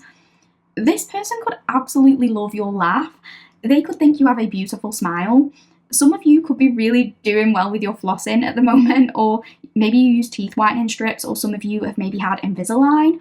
There's something about your smile being really vivid and bright here. The abundance card is making me think like when you guys are on the same team together in some way, when you're working together, anything is possible because you kind of make this iconic duo. This can be small things like being on the same pub quiz team with this person and you guys always find a way to win. Or it could be in terms of a work project if you guys work together, something like that. I'm hearing like when you guys work together, things are just peachy. They could think that you have a nice peach, or that could work the other way around. I think you guys will probably be kind of competitive, not necessarily with each other, but as a couple, you might be like competitive in a fun way with people around you or other couples around you. It could be in a silly way, like you and some other couples go on a date mini golfing or an escape room or something, and you and this person are like, we have to win this. So you work on the task together. It's that kind of vibe. And with you choosing the flower sticker, some of you could have a tattoo similar to this. For some reason, I kept glancing at this card and imagining tattoos on her shoulder when there actually aren't any. So some of you could have tattoos there, and very specifically some kind of floral or flower tattoo. I'm getting like shoulder or collarbone area being significant. Maybe somebody loves your collarbones. But yeah, that is what I'm getting for the oracle portion of your reading, Pal 4. I really hope you are enjoying the reading so far. We are about to be moving on to your tarot reading. In the tarot reading, we're going to be looking at specific things this person would like to compliment you on. We're looking at all the compliments from your future spouse or soulmate, what they love most about you, and what they love most about the relationship. Thank you so much for listening so far, and I'll see you in the tarot portion of your reading. Hi Pal 4 Collective, welcome back to the tarot portion of your reading. Without hesitation, let's get started and have a look at the cards we pulled for you. So we are starting off with the Three of Coins, that is the Three of Pentacles, and the clarifier is the Six of Wands. Then we have the Six of Swords, and the clarifier is the Ace of Cups. We have got the World, and the clarifier is the Six of Cups. We have got the King of Coins, that is the King of Pentacles, and the clarifier is the King of Wands. We have got Temperance, and the clarifier is the Sun. Beautiful. So we have 3 sixes showing up here. And I know 666 has a negative reputation, but actually 666 could be a significant angel number showing up for you in terms of this connection, because 666 refers to finding balance in your life. And I think we did talk about you and this person kind of balancing each other out. So your strengths might help them overcome their weaknesses, and it also works the opposite way round. And I think that's something they really love about you and something that makes this relationship so different to others they've had prior. It feels like your soulmate is going to feel so confident that you are their person because they feel as though you and them can overcome any obstacle together. They feel like you both put the effort in to make things work. The Three of Pentacles literally talks about collaboration and teamwork, so they really do feel like you and them are on the same team. In relation to relationships, the Three of Pentacles sometimes, not always, but it can refer to marriage counselling, and I don't think that's going to be relevant for the majority of people. But if you're in the subcategory camp of Pal 4 where you have already met your person, I think this is just indicating that if you guys ever do go through like a hard time, they are committed to making that relationship work. Your soulmate knows that you have each other's backs and you can get through anything, is basically what I'm saying. So I'm not saying you're going to end up in marriage counselling. That could apply to maybe just one person here. And if that's confirmation for you about your person, then by all means take it as such. That's not at all in any way a bad thing. I'm just saying, like, if you encounter those ups and downs that every relationship has, you and this person, you're not the type to like throw in the towel or give up at the first hurdle. You are going to work through that together. You are both very dedicated to making it work. I mean, it could even be that if anyone here struggles with their own mental health, or if your person does, maybe you or they as individuals like seek counselling for that. And if that's you and your person knows you've been through a hard time, this could be indicating that they are proud of you for advocating for your wellness. Maybe they say that you've been through a tough time and they're proud you're getting through it and they're going to be by your side that whole way. Or if it's this person with their mental health, maybe they are so grateful that you've supported them through that and you always know how to balance them out and to listen to them. It could go either way. They could love that you've brought balance into their life in that way though. And if you are in that camp of people who, like, you've already met your person, but you've been through a tough time together, well, either together or individually, I think the Six of Wands is indicating that you're on the upswing now, like things are going to get better, you are going to feel like you're winning again. I really feel like this is you and this person lifting each other up and kind of instilling confidence in each other. I'm getting the image of two people holding hands and kind of saying like, I know things have been difficult lately, but we've got this, don't worry, we're going to be riding high again soon. I don't know why, but I'm thinking of the lyrics from That's Life by Frank Sinatra, where he's like, riding high in April, shot down in May. And those lyrics just always make me think of like how fast life can change, basically. Sometimes things are all good and then the next month it feels like everything has fallen apart. But equally, we can sometimes feel like everything is terrible, but then things suddenly flip. Everything is temporary, and that includes some of the bad times. It feels like you guys are the kind of couple who continually remind each other of that. Like, maybe you're both great at boosting each other's morale. So if one of you has had a bad time and you're stressed and you're overwhelmed, the other person is like, I know you're stressed now, I know this month has been tough for us, but just think, in a couple of months, we are going to be feeling so much better. It's going to be spring, the weather's going to be brighter, we're going to get to go to this place or go on this holiday. Like, we can do this. And if you're in the camp of people where like you haven't met this person yet, this could indicate you might meet them through work or study, although that does not have to apply. This person could be a tradesman or woman, like they specialise in a particular skill. Some examples of that could be a plumber or an electrician, carpenter, welder, mechanic, landscaper, construction, painter, decorator. It doesn't have to be those things, those are just a few examples. But it could just be that somebody here is very hands-on and makes things using their hands.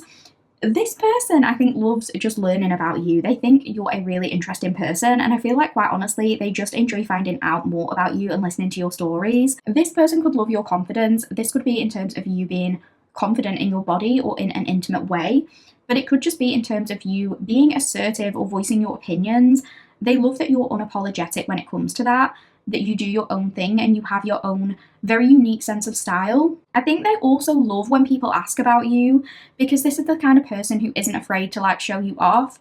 And when I say that, I don't mean it as in like you're on their arm as an accessory, but it's more like this will be the kind of person who would proudly have your picture as their lock screen. Or this kind of is a random example, but I'm thinking of, do you know those personalised t-shirts or hoodies? If you got one of those for this person and it had your face on it, like something you did as a joke like that, they would actually be the kind of person to happily wear that out and about, unironically. And if they were to mention you in conversation and somebody is like, oh, show me your spouse, this person would pull your Instagram up and show the person like, oh, here pal 4 is doing this, or here they are doing that, or here we are together doing XYZ, because they are going to be proud to call you their spouse or their soulmate. This isn't the type of person who tries to like hide you away or they pretend they don't have something with you. I feel this person talks a lot about you. It could be like when you meet friends or family or colleagues of this person, they even tell you, you know, we've heard so much about you. This person never shuts up about you. Like, it's great to finally put a face to a name kind of thing. And if there's something that you are recognised for as an individual, like if people compliment something you do or how you look or a certain aspect of your job, whatever it is, this person is proud of that. They don't want to ever dim your light, basically. This person loves seeing you shine and do what you do best. They love seeing your face light up when you're doing what you love. With the 6 of Swords, this person could love the idea of travelling with you. This could be the kind of person who's told you, I'd love it if we could just run away together. That could apply, especially if there are outside factors stressing either of you out. This could be the type of person who just kind of wants to go ahead and book that flight and take you away so you can just get to go and enjoy each other's company. I think this person is going to love just spending days with you because you give them that safe, calm sanctuary. I feel like this person is going to love taking you out on trips. It doesn't have to be actual overseas travel, but it could be like you experience a lot of fun and laughter just having long car rides with this person.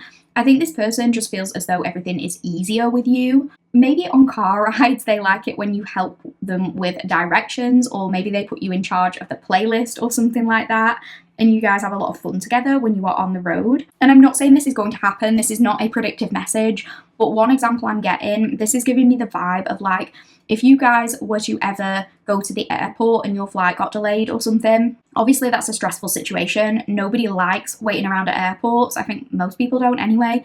And it's guaranteed to make everyone a little bit irritable at the very least. This is saying what this person loves about you is that if you experience any kind of inconvenience or hardship like that, both of you are able to kind of calm each other down in those situations. Like some couples, if that kind of thing happened, they would end up getting stressed out at each other or arguing or blaming each other for these external things. But actually, you and this person, you get each other through these situations and it ends up being something you can laugh about. Even though waiting around at the airport isn't fun, it feels like eventually you get to where you need to be. And when things have calmed down, you can look back at that time spent at that airport and be like, actually, our flight was delayed, but we had a really good time with each other. We had a really good laugh. It wasn't all bad. And it doesn't have to be that example. It can be with absolutely anything. Like, this person loves that you guys are going to have a way of turning the bad situations into this way of solidifying your relationship even more. Like, if one of you is in the hospital, let's say, obviously that's not a fun time for anyone, but this person loves that you have this ability to make bad situations a lot more bearable. So even in those circumstances where you're both worried about things out of your control, you're both feeling like, this isn't the best place we could be, but you know you're going to get through it, and later you're going to get to say to each other, that hospital stay was scary at the time, but you really supported me, you kept my spirits up whilst I was going through that hard time. And if that ever happens, it just cements this feeling that the two of you are made for each other and that you're able to give each other a lot of compassion. You feel so much happier in each other's presence. And maybe this person loves that you make it easier for them to socialise or something like that. If one of you is like the more confident one, It could be that this person might view you as a bit of a social support system, and when you're by their side, they feel more confident going to events and meeting new people. It could just be that you make them feel comfortable and confident when you guys are interacting in a group setting or whatever. Like, you could be the kind of person, if this person is a bit more quiet and they make like a quiet joke that will be easily missed by other members of the group, you could be that one person who like pays attention to them and laughs at their joke and makes it clear that you heard what they said and you reply to it. It's like that kind of support. Yeah, something about traveling keeps coming up, so I don't know, that could be significant to you or this person or this connection generally. For many of you, it's like this person just really wants to explore the world with you. They want to experience everything life has to offer with you. This person could really feel like you and them are closely aligned when it comes to experiences you want to have. Like, you're both willing to try particular things, and maybe this person feels like they haven't had that in other connections. Like, maybe in previous relationships, there's been specific things this person has wanted to do or try, and that could be in relation to anything, like hobbies, cuisines, different cultures, adventurousness within an intimate context, even like physically, but they feel maybe they haven't had the chance to do some of the things they've wanted to because previous partners weren't really into it, but they feel like you and them want the same things. You're up for an adventure and you guys want to go the distance with each other. And that gives them this huge sense of belonging because finally they feel like they've met their match. They feel they've met someone who knows and understands them at this core level because you also want to do or try some of the things that they want to do or try. Maybe in the past they've said to previous partners like, oh, I've always wanted to do XYZ or go to this country or do this. And maybe they've been met by someone saying like, no, I don't really fancy that. Why do you even want to do that? But with you, you just automatically get it because that's also a thing that you've always wanted to do. So there's this alignment because you are like, oh my God, I've always wanted to try that as well. And obviously this is a soulmate reading. Now, I'm of the belief that I always say we can have multiple soulmate connections throughout our life, and I think they can be romantic or platonic, but the Six of Cups always makes me really feel that like strong soul bond. And with it showing up with this World card, it's giving me this vibe of like two halves of the same soul who got split up in a previous life and are now meeting in this life to experience together the things they never got to experience in their last life. And I know not everyone believes in things like that, and that's okay if you don't. You can take it literally or more metaphorically if you prefer, but it's interesting because we talked about how this might not be like love at first sight. You might not immediately recognize each other as soulmates through eye contact alone, but it's like the more you talk, the more it's clear you feel like two peas in a pod or two halves of the same soul. If this is a heterosexual relationship, it could be that this person says to you, oh my God, you're like the male or female version of me. It's crazy, the similarities. It could be things you experienced in childhood, similarities in that way that you bond over, things that you wouldn't know right off the bat. And it doesn't have to be heterosexual, but it's something about seeing that mirrored version of yourself, that yin and yang energy. But what you lack, they make up for. What they lack, you make up for. You balance each other out. You have your differences, but on a soul level, you feel the same. And it's kind of a jarring, unexplainable feeling. You might kind of look at each other and say, you're like me, but not. I keep hearing that. You're like me, but not. But underneath, there's this soul recognition, this knowing that you share the same soul frequency, I guess. It's really hard to explain, but basically on the surface, you might seem very different and you might have one or two things you disagree on because no matter how much you love and respect another human, it's extremely unlikely you are going to agree on absolutely everything. But it's like you share the same DNA at your core, something like that.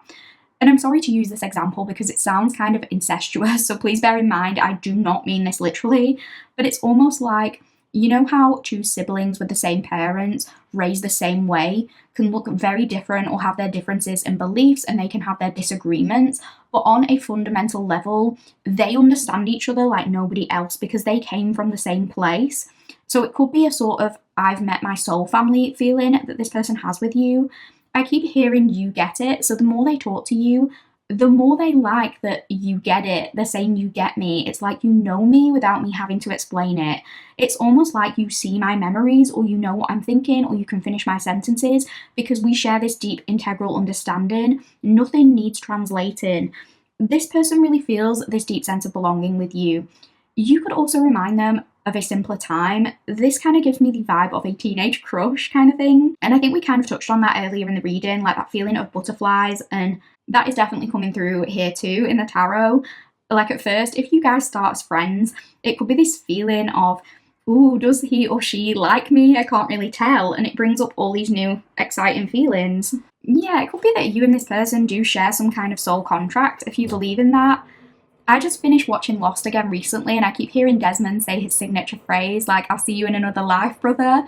So maybe you and this person agreed that in your next life, like this life now, you would find each other again and you would do all the things you never got to do. And obviously, those of you who are more open to the idea of past lives, you might actually experience some of your memories from that replaying in dreams.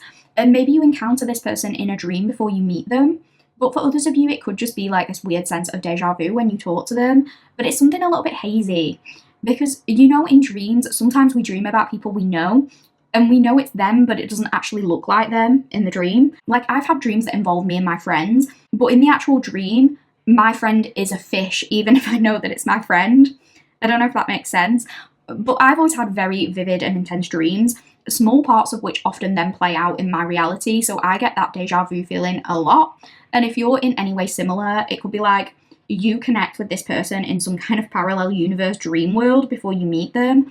And maybe if they don't look the same in the dream as they do in reality, you don't know it's them until you guys get talking and a conversation happens that kind of triggers that memory or triggers that deja vu sensation. And you're like, oh my God, it was you. Like, I had a dream about this. It doesn't have to be anything major. I know more often than not for me, this happens and it's over some really random conversation, but nevertheless, it does happen. And I'm like, ugh, like I dreamt this already. I know what you're going to say next.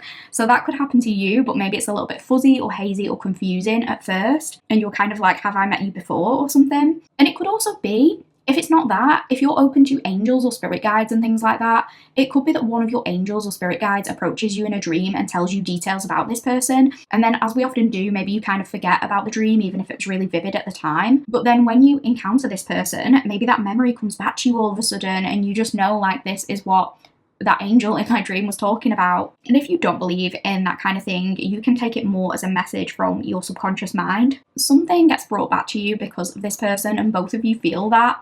Like, this person could experience the same things and it leads to both of you having this funny feeling that you haven't had before. And you're just like, I know this person is going to be really important to me for some reason. Maybe you both feel that. Yeah, I feel like the King of Pentacles and the King of Wands are both incredibly powerful energies. And when you and this person come together, it is this true powerhouse of energy. This person could think that when you and them collaborate, you both bring these energies out of each other in some way. And again, it makes for this really balanced partnership. It allows both of you to find your equilibrium. If you identify more with the King of Wands energy and you're quite fiery, you could have fire in your chart, Aries, Leo, Sag. This person could feel like you help bring their bold, daring leadership qualities out of them. And if this person is more of that King of Pentacles energy, they could have heavy Virgo, Taurus, or Cap placements, although none of that has to apply. But if it does, maybe you feel like they bring out more of your practical and logical side. Or it could work with the energies flipped, like you are more one way and they are more the other, but they love and appreciate this side that you bring out within them. I am called to say that for most of you, not all of you, but a lot of you, I think you lean more on that side of being that King of Wands energy, because I do keep getting messages about you being a little bit feisty. And with that, I think one of the things this person loves about you is that you're not afraid to voice your opinions and you don't care much about what other people think of you. And they admire your confidence. Maybe this person can be like a little bit more reserved. So when they see you living in your authenticity and kind of daring to be different, it makes them think like, I want to be a bit more like that. And they feel as though they can live more authentically when they're with you. Like, this person could have spent a long time ruminating on how they come across in public, how they are viewed from an external lens. And maybe you have spent time in the past doing that too. You could have both faced judgments, but when this person sees you being fearlessly yourself, it makes them a little bit more themselves too. And I think that solidifies for them, like, it's okay to be me, it's okay to be who I am. I see power for being who they are without holding back all the time, and that motivates me to do the same. This example won't apply for everyone, but this is almost making me think of like two neurodivergent people, and if anything like that applies, maybe both of you have spent some time masking or trying to be vigilant in terms of how you articulate or express yourself. But it seems like one person here, and I think it's you, it could be either of you, but one person here has got tired of that and they're like, you know what? There's nothing wrong with how I come across. It is okay to be this way. It's okay to be more direct or assertive or whatever the case may be.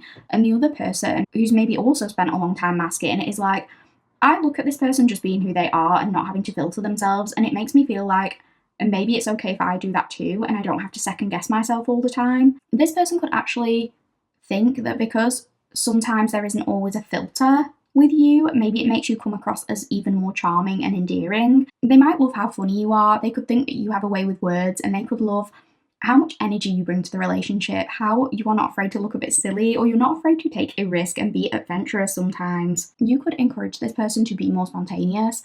It's like you open a part up of them in a way, because they also have this kind of spontaneous side, but it feels like for them it might come out more in certain situations, and you're someone who brings that out of them and they love you all the more for that. Yeah, with temperance, this relationship is one of balance, and this is also often an indication of a very strong soulmate bond. It can also indicate that if you and this person ever do experience issues, you will resolve them, you will overcome them, and you will be able to move forward together. I think this person loves that you're going to do a lot of learning together, and you're going to find a way of being together that just works really, really well for the two of you as individuals as well as in a partnership. If you are yet to meet this person, this temperance card could be indicating that this situation is most likely to progress when you yourself are in that balanced energy and when you're operating with a sense of moderation in mind.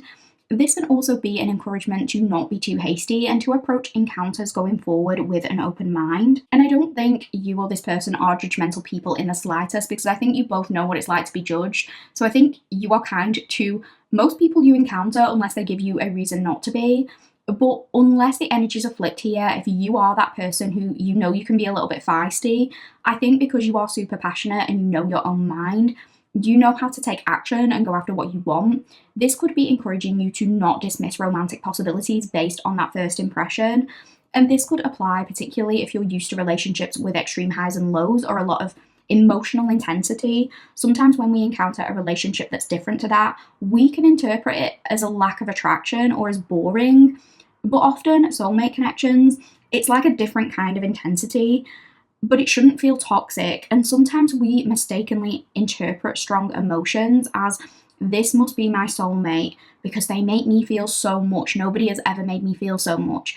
But if what you're feeling is extreme highs and lows, that is dysfunction, not destiny. And I know that sounds obvious, but sometimes when we are wrapped up in that, it's hard to look at things objectively. And if we are accustomed to chaos, peace can feel very, very uncomfortable to us. But I think it's important to assess throughout your connection with a person, like, how am I actually feeling right now? Because a soulmate connection, it can feel intense, but someone who is good for us shouldn't be keeping us in like fight or flight mode or making us doubt ourselves or making us doubt the relationship. The emotions can be a lot, but with a true soulmate, there should be an underlying feeling of safety and security. And that's just an extra message because we did mention earlier in the reading, this could start off as a solid friendship. And if you're used to being heavily pursued or doing the heavy pursuing and having like a passionate whirlwind romance, a slow burn like this might make you assume like, oh no, it's not like that, we're just friends. Maybe if there's not extreme sexual chemistry right off the bat, you think like it's never going to be there or it can't build up. But with this person, that is not true. And it might be so different to anything you've ever experienced, and maybe even better than you've ever experienced too. Because the way that you and this person get to know and understand each other on such an intimate level, on a soul kind of animalistic level, that's going to translate to the bedroom and it's going to make you compatible in every single way. And some of you might be used to having friendships that turn into romances, but for those of you who aren't, I think this is just reminding you to not dismiss the power of the slow burn, because you and this person, the spark is going to be there. Like, you are going to be on fire together, so do not worry about that. Physically, intellectually, emotionally, on all levels, you are going to be a match, and they are going to love that. They've never experienced anything like that, and they're going to know, like, I have met my match. This is my, I don't know why I'm hearing eternal flame. I feel like you guys are going to have such a successful relationship because ultimately, you know how to have fun, you know how to laugh together, you know how to enjoy every part of life, even the boring parts of life. You have a way of making those exciting. This person loves how you just managed to set them on fire physically, but also like you make them feel alive. I think they love how open and how honest you are, like how direct and assertive you can be, that you can have those conversations that other couples might find uncomfortable. And it's probably because you have that basis of friendship first and foremost. Things where other couples would say like, oh my God, I'm not talking to my girlfriend or boyfriend about that. That's embarrassing. You're not going to have any of that. You're not going to worry at all that you're putting the other person off by being honest. You're not going to be walking on eggshells. I think this person just loves how confident you are. They love how daring you are. They think the sun shines out of you, they think you glow, they think you look really radiant, but also just the way you carry yourself. You have so much life. You have a really positive and optimistic aura, and they love how passionate and opinionated you are and that you're full of vitality. If some of you are in the process of getting your health back on track, like eating and drinking in moderation, having a good fitness regime, this could indicate you encounter this person at a time where you've been working really, really hard on that balance and you're just radiating that sense of like good health and vitality. You have a real glow about you that this person is incredibly attracted to. This person is going to absolutely adore you, and I love that for you, Power 4. So that is what I'm getting for the tarot portion of your reading. I really, really hope you enjoyed this reading today. If you did like the reading, please don't forget to like the video. It'll literally just take you 2 seconds. Please comment if you get a chance, let me know what resonated, or just let me know what pal you picked if you don't feel comfortable. Let me know what resonated. Please consider subscribing if you haven't done so already. Those are all amazing ways to support me and help me and this channel grow. But if you can't be bothered doing that or you don't have time, thank you so much for being here. Thank you so much for listening. Take care, and I will see you in the next one, Pal 4. Hi Pal 5 Collective, welcome to your reading. If you chose the Trash Panda Tarot and you chose the snake sticker, you are in the correct place. Welcome to your reading, friends. If you would like a full breakdown of what this reading will entail, then please check out my introduction. I go through absolutely everything there.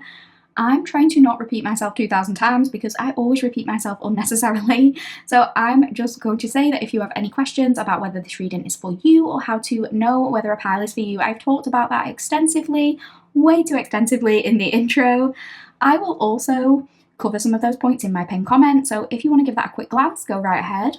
But the one thing I did confidently say in my intro, which I will also say here, is that the only instance where this reading isn't for you is if A, you are not interested in connecting with other human beings in any capacity, romantic or platonic, or B, you are not interested in being complimented in any capacity. But if you do enjoy A, being hyped up and reminded why you are the best, and or B, you are open to connecting or maintaining a connection with other quality human beings on some level, I think you can get something from this reading today. So whether you have met your person or not, it doesn't matter. This can be about a past, present, or future situation. We are all on different timelines. It's important to remember that.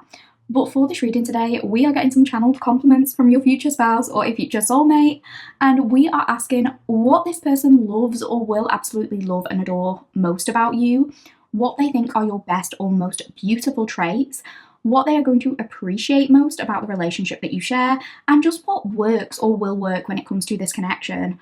So as always, it is a collective reading. Not every detail or example I give will resonate. Please take what's for you and leave the rest for somebody else.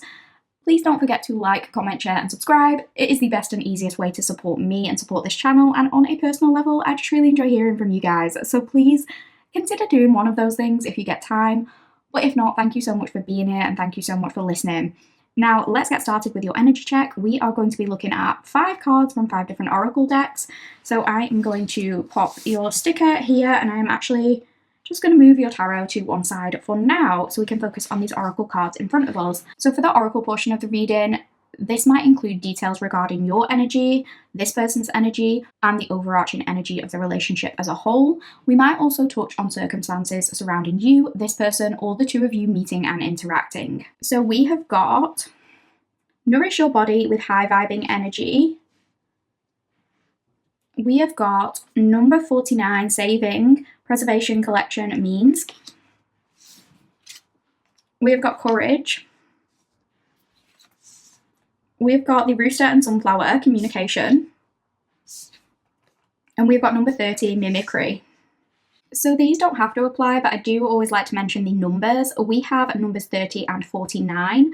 Those could be significant, as could the numbers 3 or 13. Now this could be in terms of a date, an age gap, an angel number you are seeing a lot of, a life path, a certain number of days, weeks, months, or years. That does not have to apply, but if it does, that's just a little bit of extra confirmation for you guys. So I am actually going to read from the guidebook for the mimicry card and for the communication card, because these little paragraphs might contain confirmations for you going forward with this reading. So let's start off with mimicry. Number 13, mimicry. The crow's call was so human-like that it convinced the dog that it was its guardian calling out. Although most cases are found within domesticated crows, like parrots, crows have an ability to mimic sounds from voices to sirens. Mimicry may arise in a reading if you need to consider if somebody is putting on airs or is pretending to be something that is not genuine. On the other hand, it may be you that might benefit from a little mimicry. Sometimes we need to fake it till we make it and project a persona that is not our own to get our foot in the door. But be cautious, the truth may come out and you may be required to prove your authenticity. Mimicry may also indicate that someone is trying to sound or pass themselves off as something other than themselves to gain favour or your attention. You may need to ask yourself if this individual is showing you their authentic self or simply pretending to be something you find more attractive. And from the Woodland Wardens, the Rooster and Sunflower Communication, this is the card of the good leader and the kind king. Roosters wake before the rest of the farm, alerting everyone to the rising sun. They are protective of their territory and self-confident, but they are good communicators, honest and capable. The sunflower is often the tallest bloom in the garden, rising high and turning its face towards the sun. While it may hover over other flowers, it bestows warmth and joy on any garden. Upright, you are well suited to positions of authority. Remember that clear and open communication is key to successful leadership. Reverse, a miscommunication has occurred. As a leader, resist the temptation to blame others. Instead, clarify your intentions, seek understanding, and if needed, ask forgiveness. How can I improve my communication? What styles of communication do I admire in others? So the first thing that actually popped into my head when I looked at that mimicry card before we read the guidebook is that somebody here could be really, really good at doing impressions. Like maybe somebody here is really talented at putting on accents, or they walk around quoting certain things they've heard on TV shows or on reels or on TikTok or something, and they do a really good impression of whoever originally said that. I don't know why, but I'm hearing disgusting, and it was one of yours from that video, so a Scottish accent or something about that viral video could be relevant here. It could even be that you or this person, you sort of wind each other up by repeating certain phrases or doing these certain impressions. I don't mean it like it makes you hate each other, but it could be a little annoying because maybe one of you, like when you watch a certain reel, you get a phrase stuck in your head easily and you go around the house saying it all the time. So maybe during serious moments, this phrase comes up and the other person is like, come on, like, can you be serious now? Give it a rest, stop saying that. Like you could come up to this person, not this exact example, but you could say something like, oh, I've just accidentally cut my finger, and they're like, disgusting, or something. It's not a deal breaker, it's just an extra bit of confirmation for somebody here. Obviously, if you're already with this person, you'll know whether that's for you or your partner, and if not, no worries, it's just a message for somebody. So that could be a thing. I'm also feeling a lot of fire sign energy and maybe Gemini or Libra from these cards, but again, that does not have to apply. There's something about somebody liking stand-up comedy or maybe being in the entertainment field in some way. There's something about somebody putting on a show. And with mimicry, like what we got with that card and you picking the snake sticker, this could indicate like when you first meet this person, maybe you kind of think they're putting on an act or they're a little bit fake or they're snaky or something like that. And to an extent, your vibe check is right, but it's not for the reasons you might think. Because with this saving card, I'm hearing something about this person saving a part of themselves and like keeping aspects of their personality to themselves.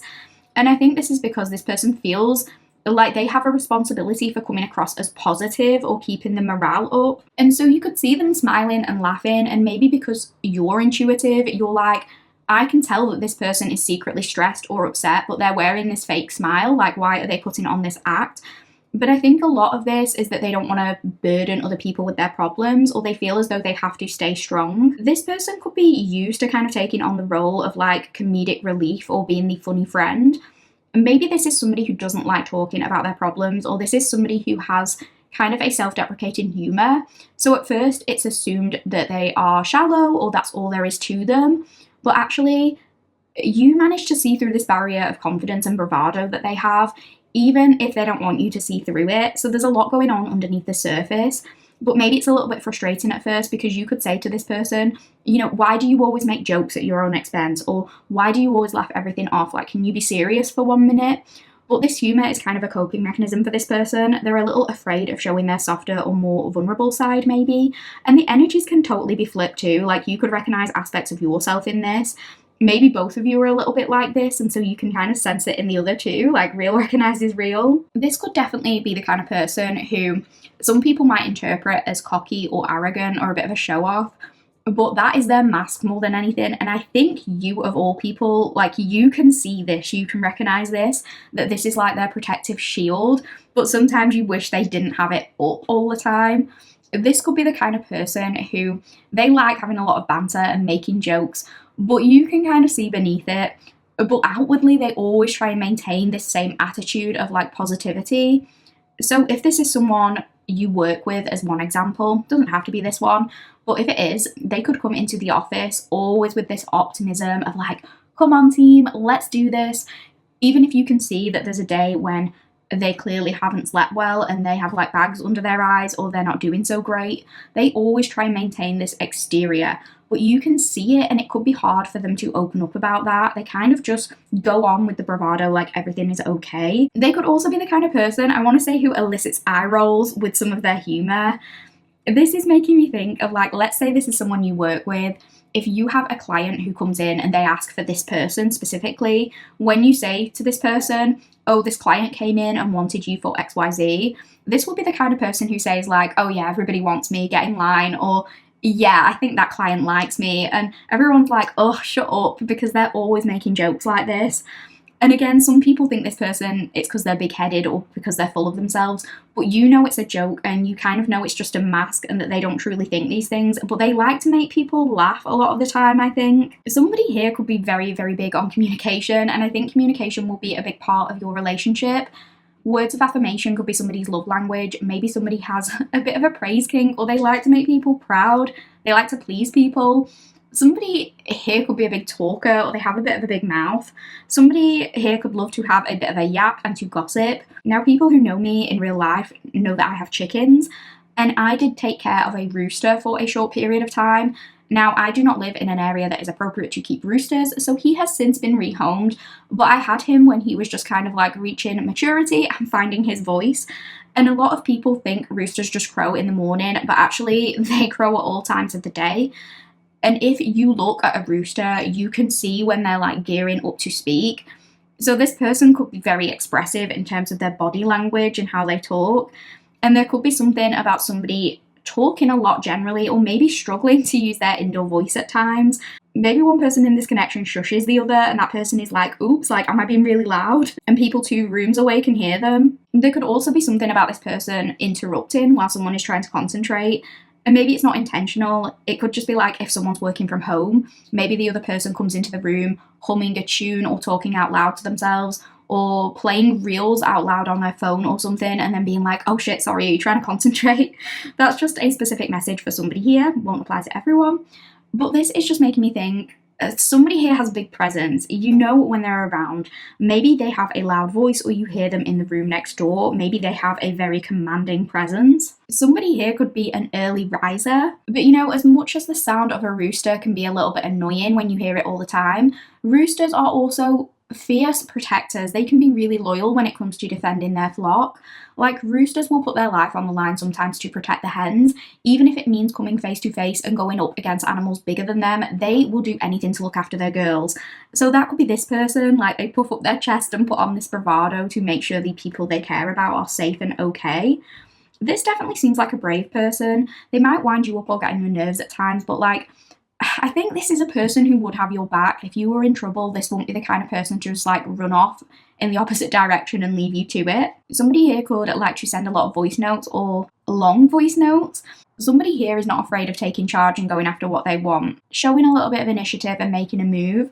Somebody here could come across as quite bold in their approach at times. Somebody here could work in a financial field, or there's something about finances being significant. Maybe somebody has an ISA or some savings with a significant amount of money here, or maybe you're going to be able to put a substantial sum of money into your savings with this person in the future. With this being about like savings, this is making me think of like pensions and retirement, and you and this person growing old together and having like a bit of a nest egg. There could also be something important here about somebody collecting a specific item, like they have a collection of a particular thing, and maybe you notice this about them when you first enter their space, or this could be you. Somebody here could be in some kind of authority position in their work, like a boss or some kind of senior level management. Somebody here could be very, very into their nutrition. Somebody here could drink green juice or have a lot of smoothies. Somebody could eat a lot of fruits and veg, berries, banana, avocado, pineapple, kiwi.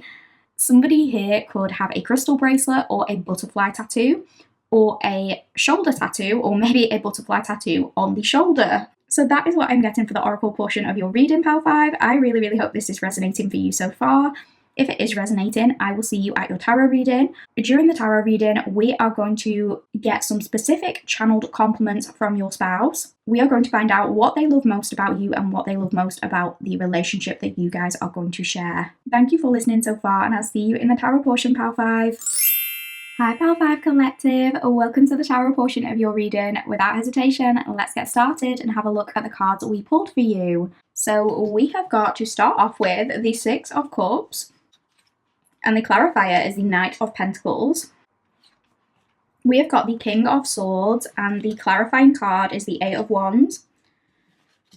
We have got the Seven of Pentacles, and the clarifier is the Knight of Swords in reverse. We have got the Ace of Wands, and the clarifying card is the Eight of Swords. We have got the Ten of Cups, and the clarifying card is the Five of Swords.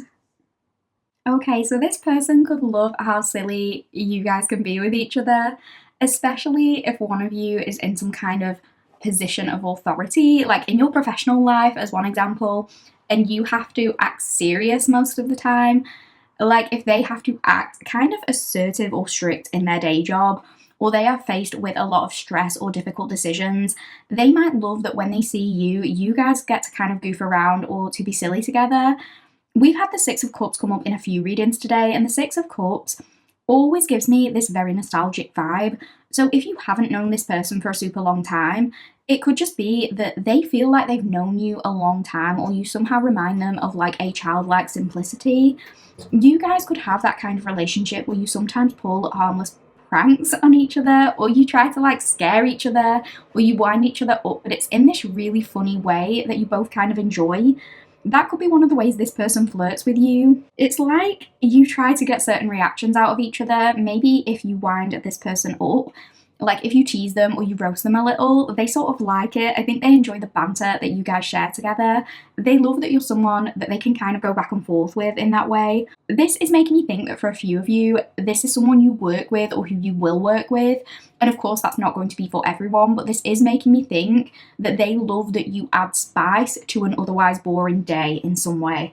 So if they're in a situation where they have to manage a team or step up and be the boss, and they have a lot of responsibility, it's like they have to be that calm, stable leader. You remind them that it's not all work, or the workday can be split up with some fun or something like that. So it could be like their day is boring unless they get a chance to speak to you, or they feel like things are a bit of a grind, but then they see you and you kind of lift their spirits. It's also making me think of maybe two classmates in a way trying to wind each other up. Like this is the kid in school who scrunches a piece of paper up in a ball and throws it at the back of your head and then pretends it wasn't them to try and get your reaction. Like that could be their way of flirting with you though, or that could be your way of flirting with each other. And they love that you guys never ever lose that playfulness. Like even in serious situations, you can make each other laugh. And it could work either way around. Like if you're the boss and you have to be serious a lot of the time, this person could like that you can maintain that professional composure, but sometimes you can kind of give in to a little bit of that playfulness. So if this is someone on your team at work, let's say, it could be that if you're that authority figure, you're very much about the business and you come across as very professional 99% of the time, but it could be that they say something to try and get a reaction out of you, and you're trying to like maintain that professionalism, but they can see that you want to let out a little laugh or a little smirk. Or maybe you kind of say something that has a double meaning and it surprises them in a fun way, because a lot of you act more serious in front of them. I think they love getting those little reactions out of you. You kind of bring an immature side out of each other, but it's not in the way of being emotionally immature in the relationship or anything like that. But if you are both grown-ups, it could feel like sometimes you need to let loose or you need to give into that playfulness. And I feel like your relationship with this person really facilitates that. And it reminds you both that there's more to life than work, or more to being mature 100% of the time. This person could love that you are a hard worker. They could love that you're ambitious or persistent in terms of going after what you want. They could love that you're a little bit stubborn too. Some of you could be slightly competitive. Like once you're focused on something, you want to win, you're going to persist with it. They could really like that about you. They could also love that maybe you don't give too much away. You don't reveal very much. And I think this is intriguing to them. It makes them want to know more. If this is someone you encounter in an environment where you have to like maintain a certain image, maybe they have this awareness that there's more to you than meets the eye, and they see glimpses of that, but they don't get the whole picture, and it makes them curious. So let's say this person encounters you in an environment where you have to dress quite conservatively or modestly. It could be like they imagine what you would look like if you weren't dressed conservatively, and they think that that would look really, really good. But it's not just about your appearance, it's not just about things like that.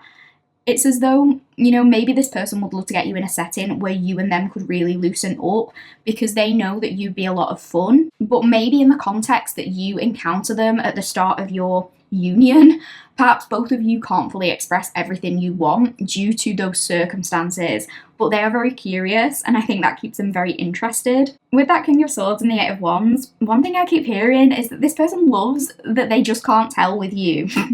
So this could be like, they can't tell if you like them, they can't tell if you're into it. You kind of keep them guessing and then second guessing. Maybe they are used to being able to tell, but with you, I just don't think that you give anything away. You have a way of maintaining a level of detachment that they're really intrigued by. It feels like sometimes they try to observe your reactions to see what you might be thinking or feeling, but you just don't give too much away.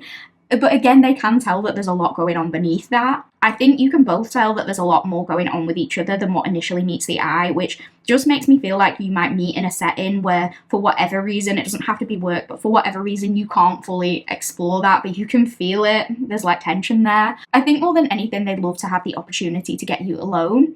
They could see themselves getting very swept up in the moment with you. They could see themselves diving in feet first. If you do encounter this person in any kind of professional setting, whether this is a colleague or they are your boss or you are their boss or they are a client or you are their client, there's something where they love that you're not overly friendly, like you're not in their face. And I know that sounds weird, but I think they're used to kind of using their charm on people, and they're used to receiving mostly positive reactions, or maybe people saying to them like, oh, you're so funny. But with you, you're not like fawning all over them, and they love that because they just can't quite work it out. And if you know them on a more personal level, if you guys are friendly, it's more that kind of bantery relationship where they love when you wind them up or when you roll your eyes at them. You could give them certain expressions that make them want to figure you out, but at the same time, it kind of makes them feel head over heels for you. And maybe they say like, don't look at me like that or something. They could also feel like you have a really good vibe checker, or you can see right through them or something. You could find that this person talks a lot around you, like maybe they talk excessively because they say things and then you don't react much, or you don't react how they think you will, and then they just continue talking, or they try to fill in the blanks. Maybe you are more reserved. But I think they love those odd glimpses that you give them. They love the little snapshots into more of your personality, like those odd times that they can make you laugh. They kind of make a mental note like, oh, Pal 5 likes that. They like when they can kind of break you out of that. I'm hearing neutrality, and I don't know if that's the right word. It probably isn't. That's what I'm getting though. But I think that could apply, especially if you are someone who is like very professional and very about the business. Like you could very much be focused on work chat. I'm not saying you're like that in all aspects of your life. Like you could be crazy and fun when you're with your friends, but if you're at your job, if you're somebody who is like about the business, or you're focused on your job, or you're not there to make friends, you could very much be focused on work chat. But there's those odd little moments where they say something and it kind of breaks that veneer for a moment. Like maybe you crack up at a dirty joke they made, but then you very quickly regain your composure and you're like, so anyway, back to these spreadsheets. Even if you don't say anything or react much at all, it's like you and this person lock eyes and they love that they can sense that there's more going on. Like there's this underlying tension, even when the conversation shouldn't feel flirty because it's about work or whatever, or something like unrelated to this dynamic. They might cling on to certain things you say, or they might love those little moments where they see more of your fun, childish side. They could love your manners and they could love that you're polite, but I think they're also curious to know how you'd act, like if they saw you drunk or if they saw you in a different setting to the one they encounter you in most. And so maybe they want to get you in that setting. Maybe this is somebody who wants to get you out with them. Like if it's somebody you work with and it's a work event, maybe they're asking you if you're going and you're like, no, it's not for me. Maybe they're saying, come on, just go, it'll be so much fun, because they really want to see you in that environment that would allow for more fun and chat and laughter that isn't just about work. This person could become very infatuated with you very quickly. I think when you and this person get into a relationship, this person is going to be obsessed with you. Like, they're never going to get bored of you. I think they will feel like there's always more to learn, or they could always find out more. They might struggle to pace themselves with you in this connection because they just want to kind of dive right in. This person could love that you have the best comebacks, or you always know how to think on your feet and say the right thing. They could think that you're really articulate or have very advanced conversational skills. This is probably someone who hates one-word answers or dull conversations. I mean, that's probably the case for both of you, but this person loves that the conversations with you keep them on their toes. You always have something exciting to say, and it's always something that makes them want to know more. And I want to say they love that sometimes you say things that could be taken multiple ways. So sometimes it could leave them guessing, like, is Pal 5 saying that completely innocently, or are they flirting with me? They could love that you are maybe a little bit coy, or like you know what you're doing when you text them certain things, but it could be something with a double meaning. So maybe they're like, did Pal 5 mean it in that way? But it's just never boring. Like, this person is probably very fed up at the point they meet you of having hundreds of conversations that are like, how are you? Yeah, I'm good. You? Yeah, I'm good.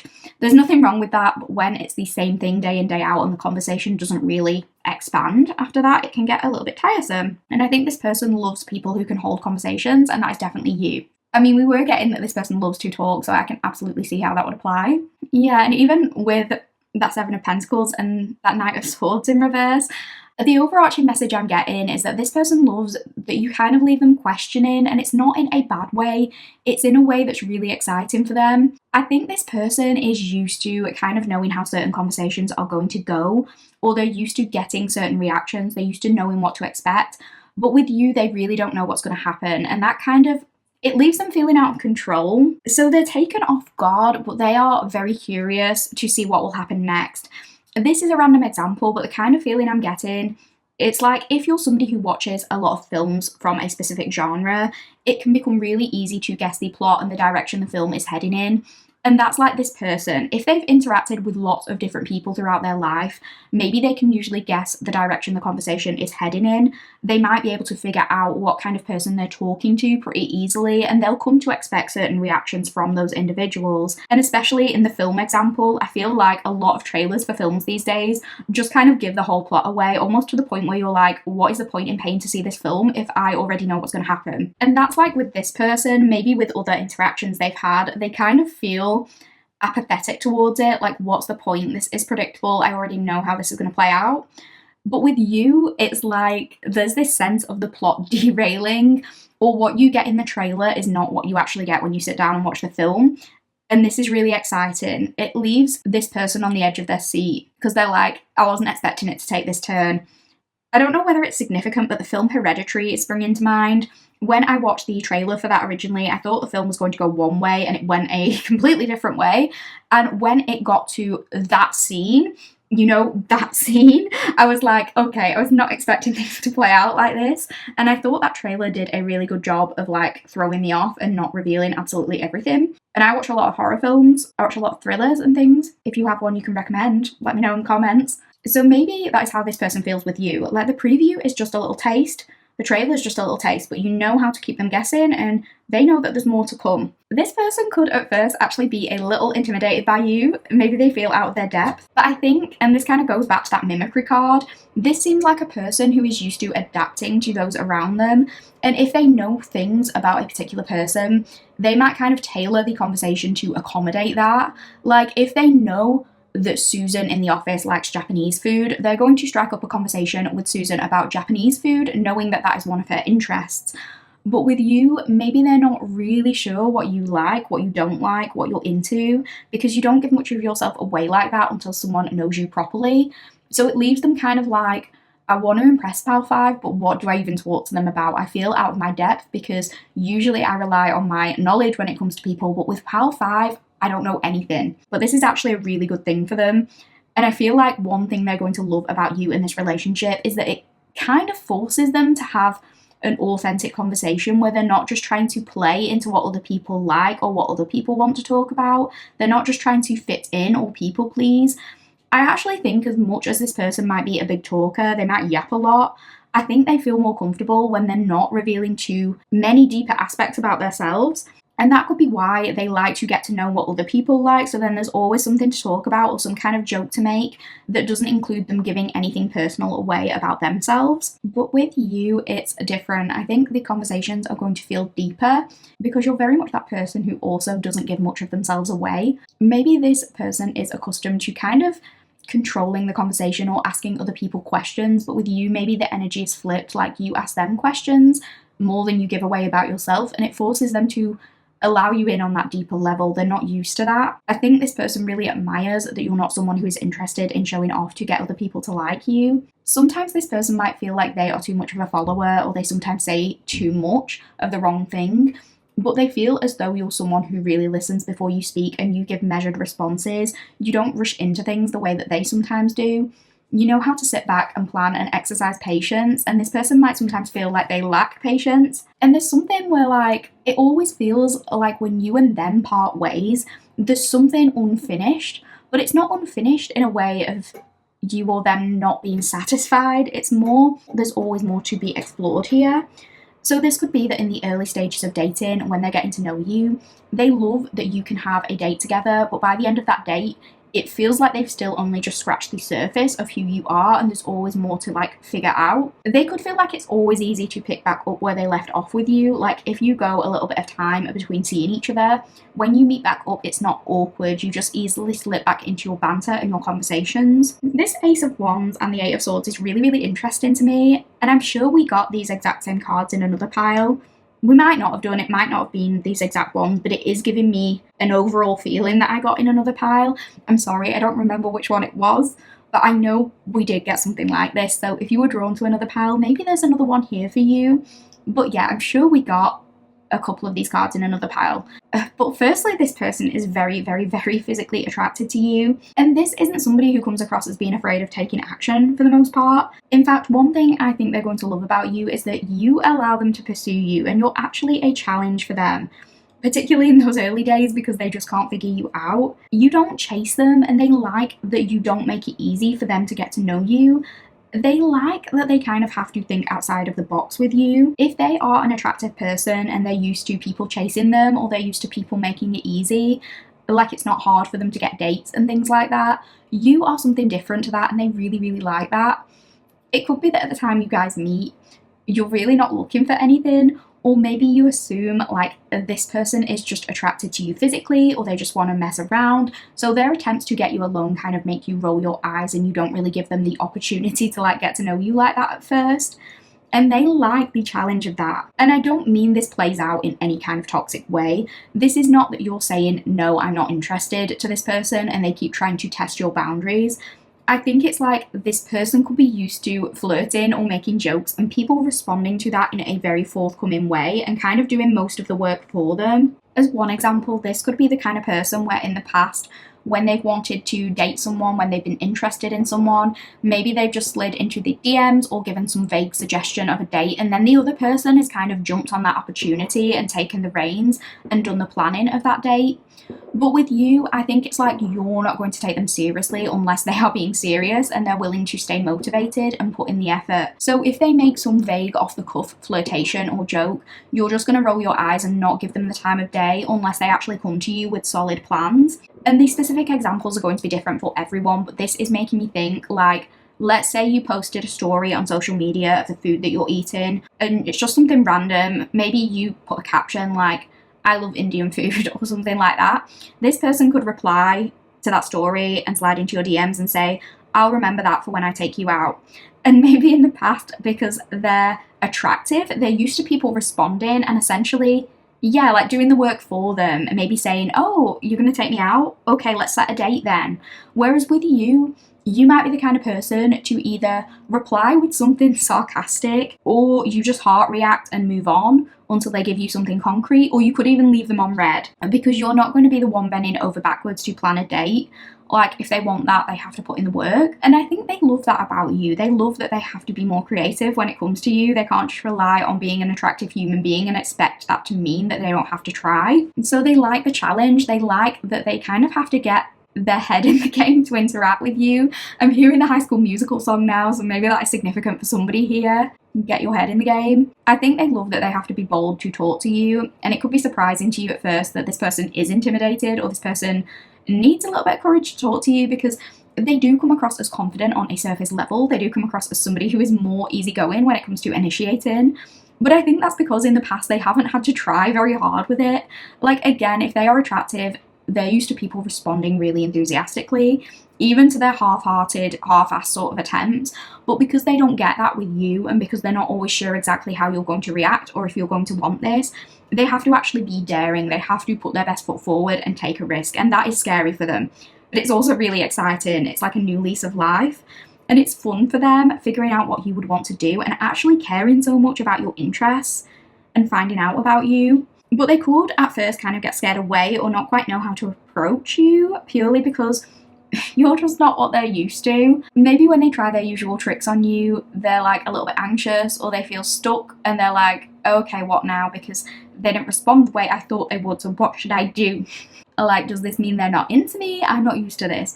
It's alien to them, but then it forces them to come up with a new method of pursuing you. This Eight of Swords could also indicate, like, in the circumstance they first encounter you, maybe it feels like a punishment for them to be around you. Don't take that the wrong way, but it's because, like, in the situation that you guys meet, they want to take action, but they can't. It could be something to do with that. Maybe they want nothing more than to pursue you, but if this is, like, a colleague or a boss relationship or whatever, or it's just not frowned upon but forbidden love, or something like that, I don't know, they can't act on their impulses in that moment. So they could love the feeling of being around you, but maybe when they're in close proximity to you, it's almost too much for them, because maybe they love the way you smell, or they get excited when your arm brushes against theirs, but they know they can't do anything about it in that moment. So it's like torture for them, but in the most exciting way possible. I think this person probably has a crush on you for a while before they take more solid action, even if they have been kind of flirty with you. And again, I think it's this weird block that they have, because they're like, oh my god, I want this so much, but what if pile 4 isn't into it like that? And I'm not used to being rejected, I don't really know what they're thinking, and I don't know what to do in this scenario. So they feel a little bit trapped. I mean, maybe the thing holding them back isn't anything to do with work, and it's just kind of a prison of their own making. Maybe they just feel like it would be inappropriate to pursue you because they assume that you don't feel the same way, because you don't give anything away. They think you don't like them like that, but in actuality, I mean, this is a soulmate reading, and this isn't your thoughts about them, but clearly you do like them, like the feelings are mutual. But I think you teach this person not to be lazy, and how to pursue someone with purpose, how to put in the effort. You basically motivate them to do better, and they love this. This person, Power 5, has so much more of a sentimental side than what you might think. This person probably daydreams about how their entire life could play out with you. They see you as their 10 of Cups. You make them so happy. They view you as being amazing for their well-being. Every day is like a fairground ride with you. The ups, the downs, the swinging round and round, they love all of it.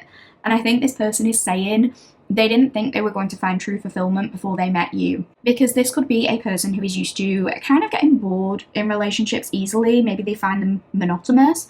But there's something with you where even when you settle into more of a stable routine, you always find a way to keep them on their toes, and it always remains exciting. This person is going to care about you more than they've ever cared about anyone else, and it might shock them just how much they can enjoy domestic bliss. I think we said this in one of the other piles, but this could be somebody who said like they would never get married or they would never have kids. And they feel like you are going to be the one to change that for them. That doesn't have to apply if you don't want kids, if you don't want actual marriage, but this is a future spouse reading, so I'm assuming you are open to a long-term connection. Basically, in whatever context, they see you as being a part of their everyday life, and they want to spend the rest of their lives with you. They see you as such an integral part of their long-term future, to the point they can't imagine life without you. And if you do not want children, or that's not possible for you, that's fine. We all want different things. Totally valid, but this person definitely wants to have a family life with you in whichever way that applies.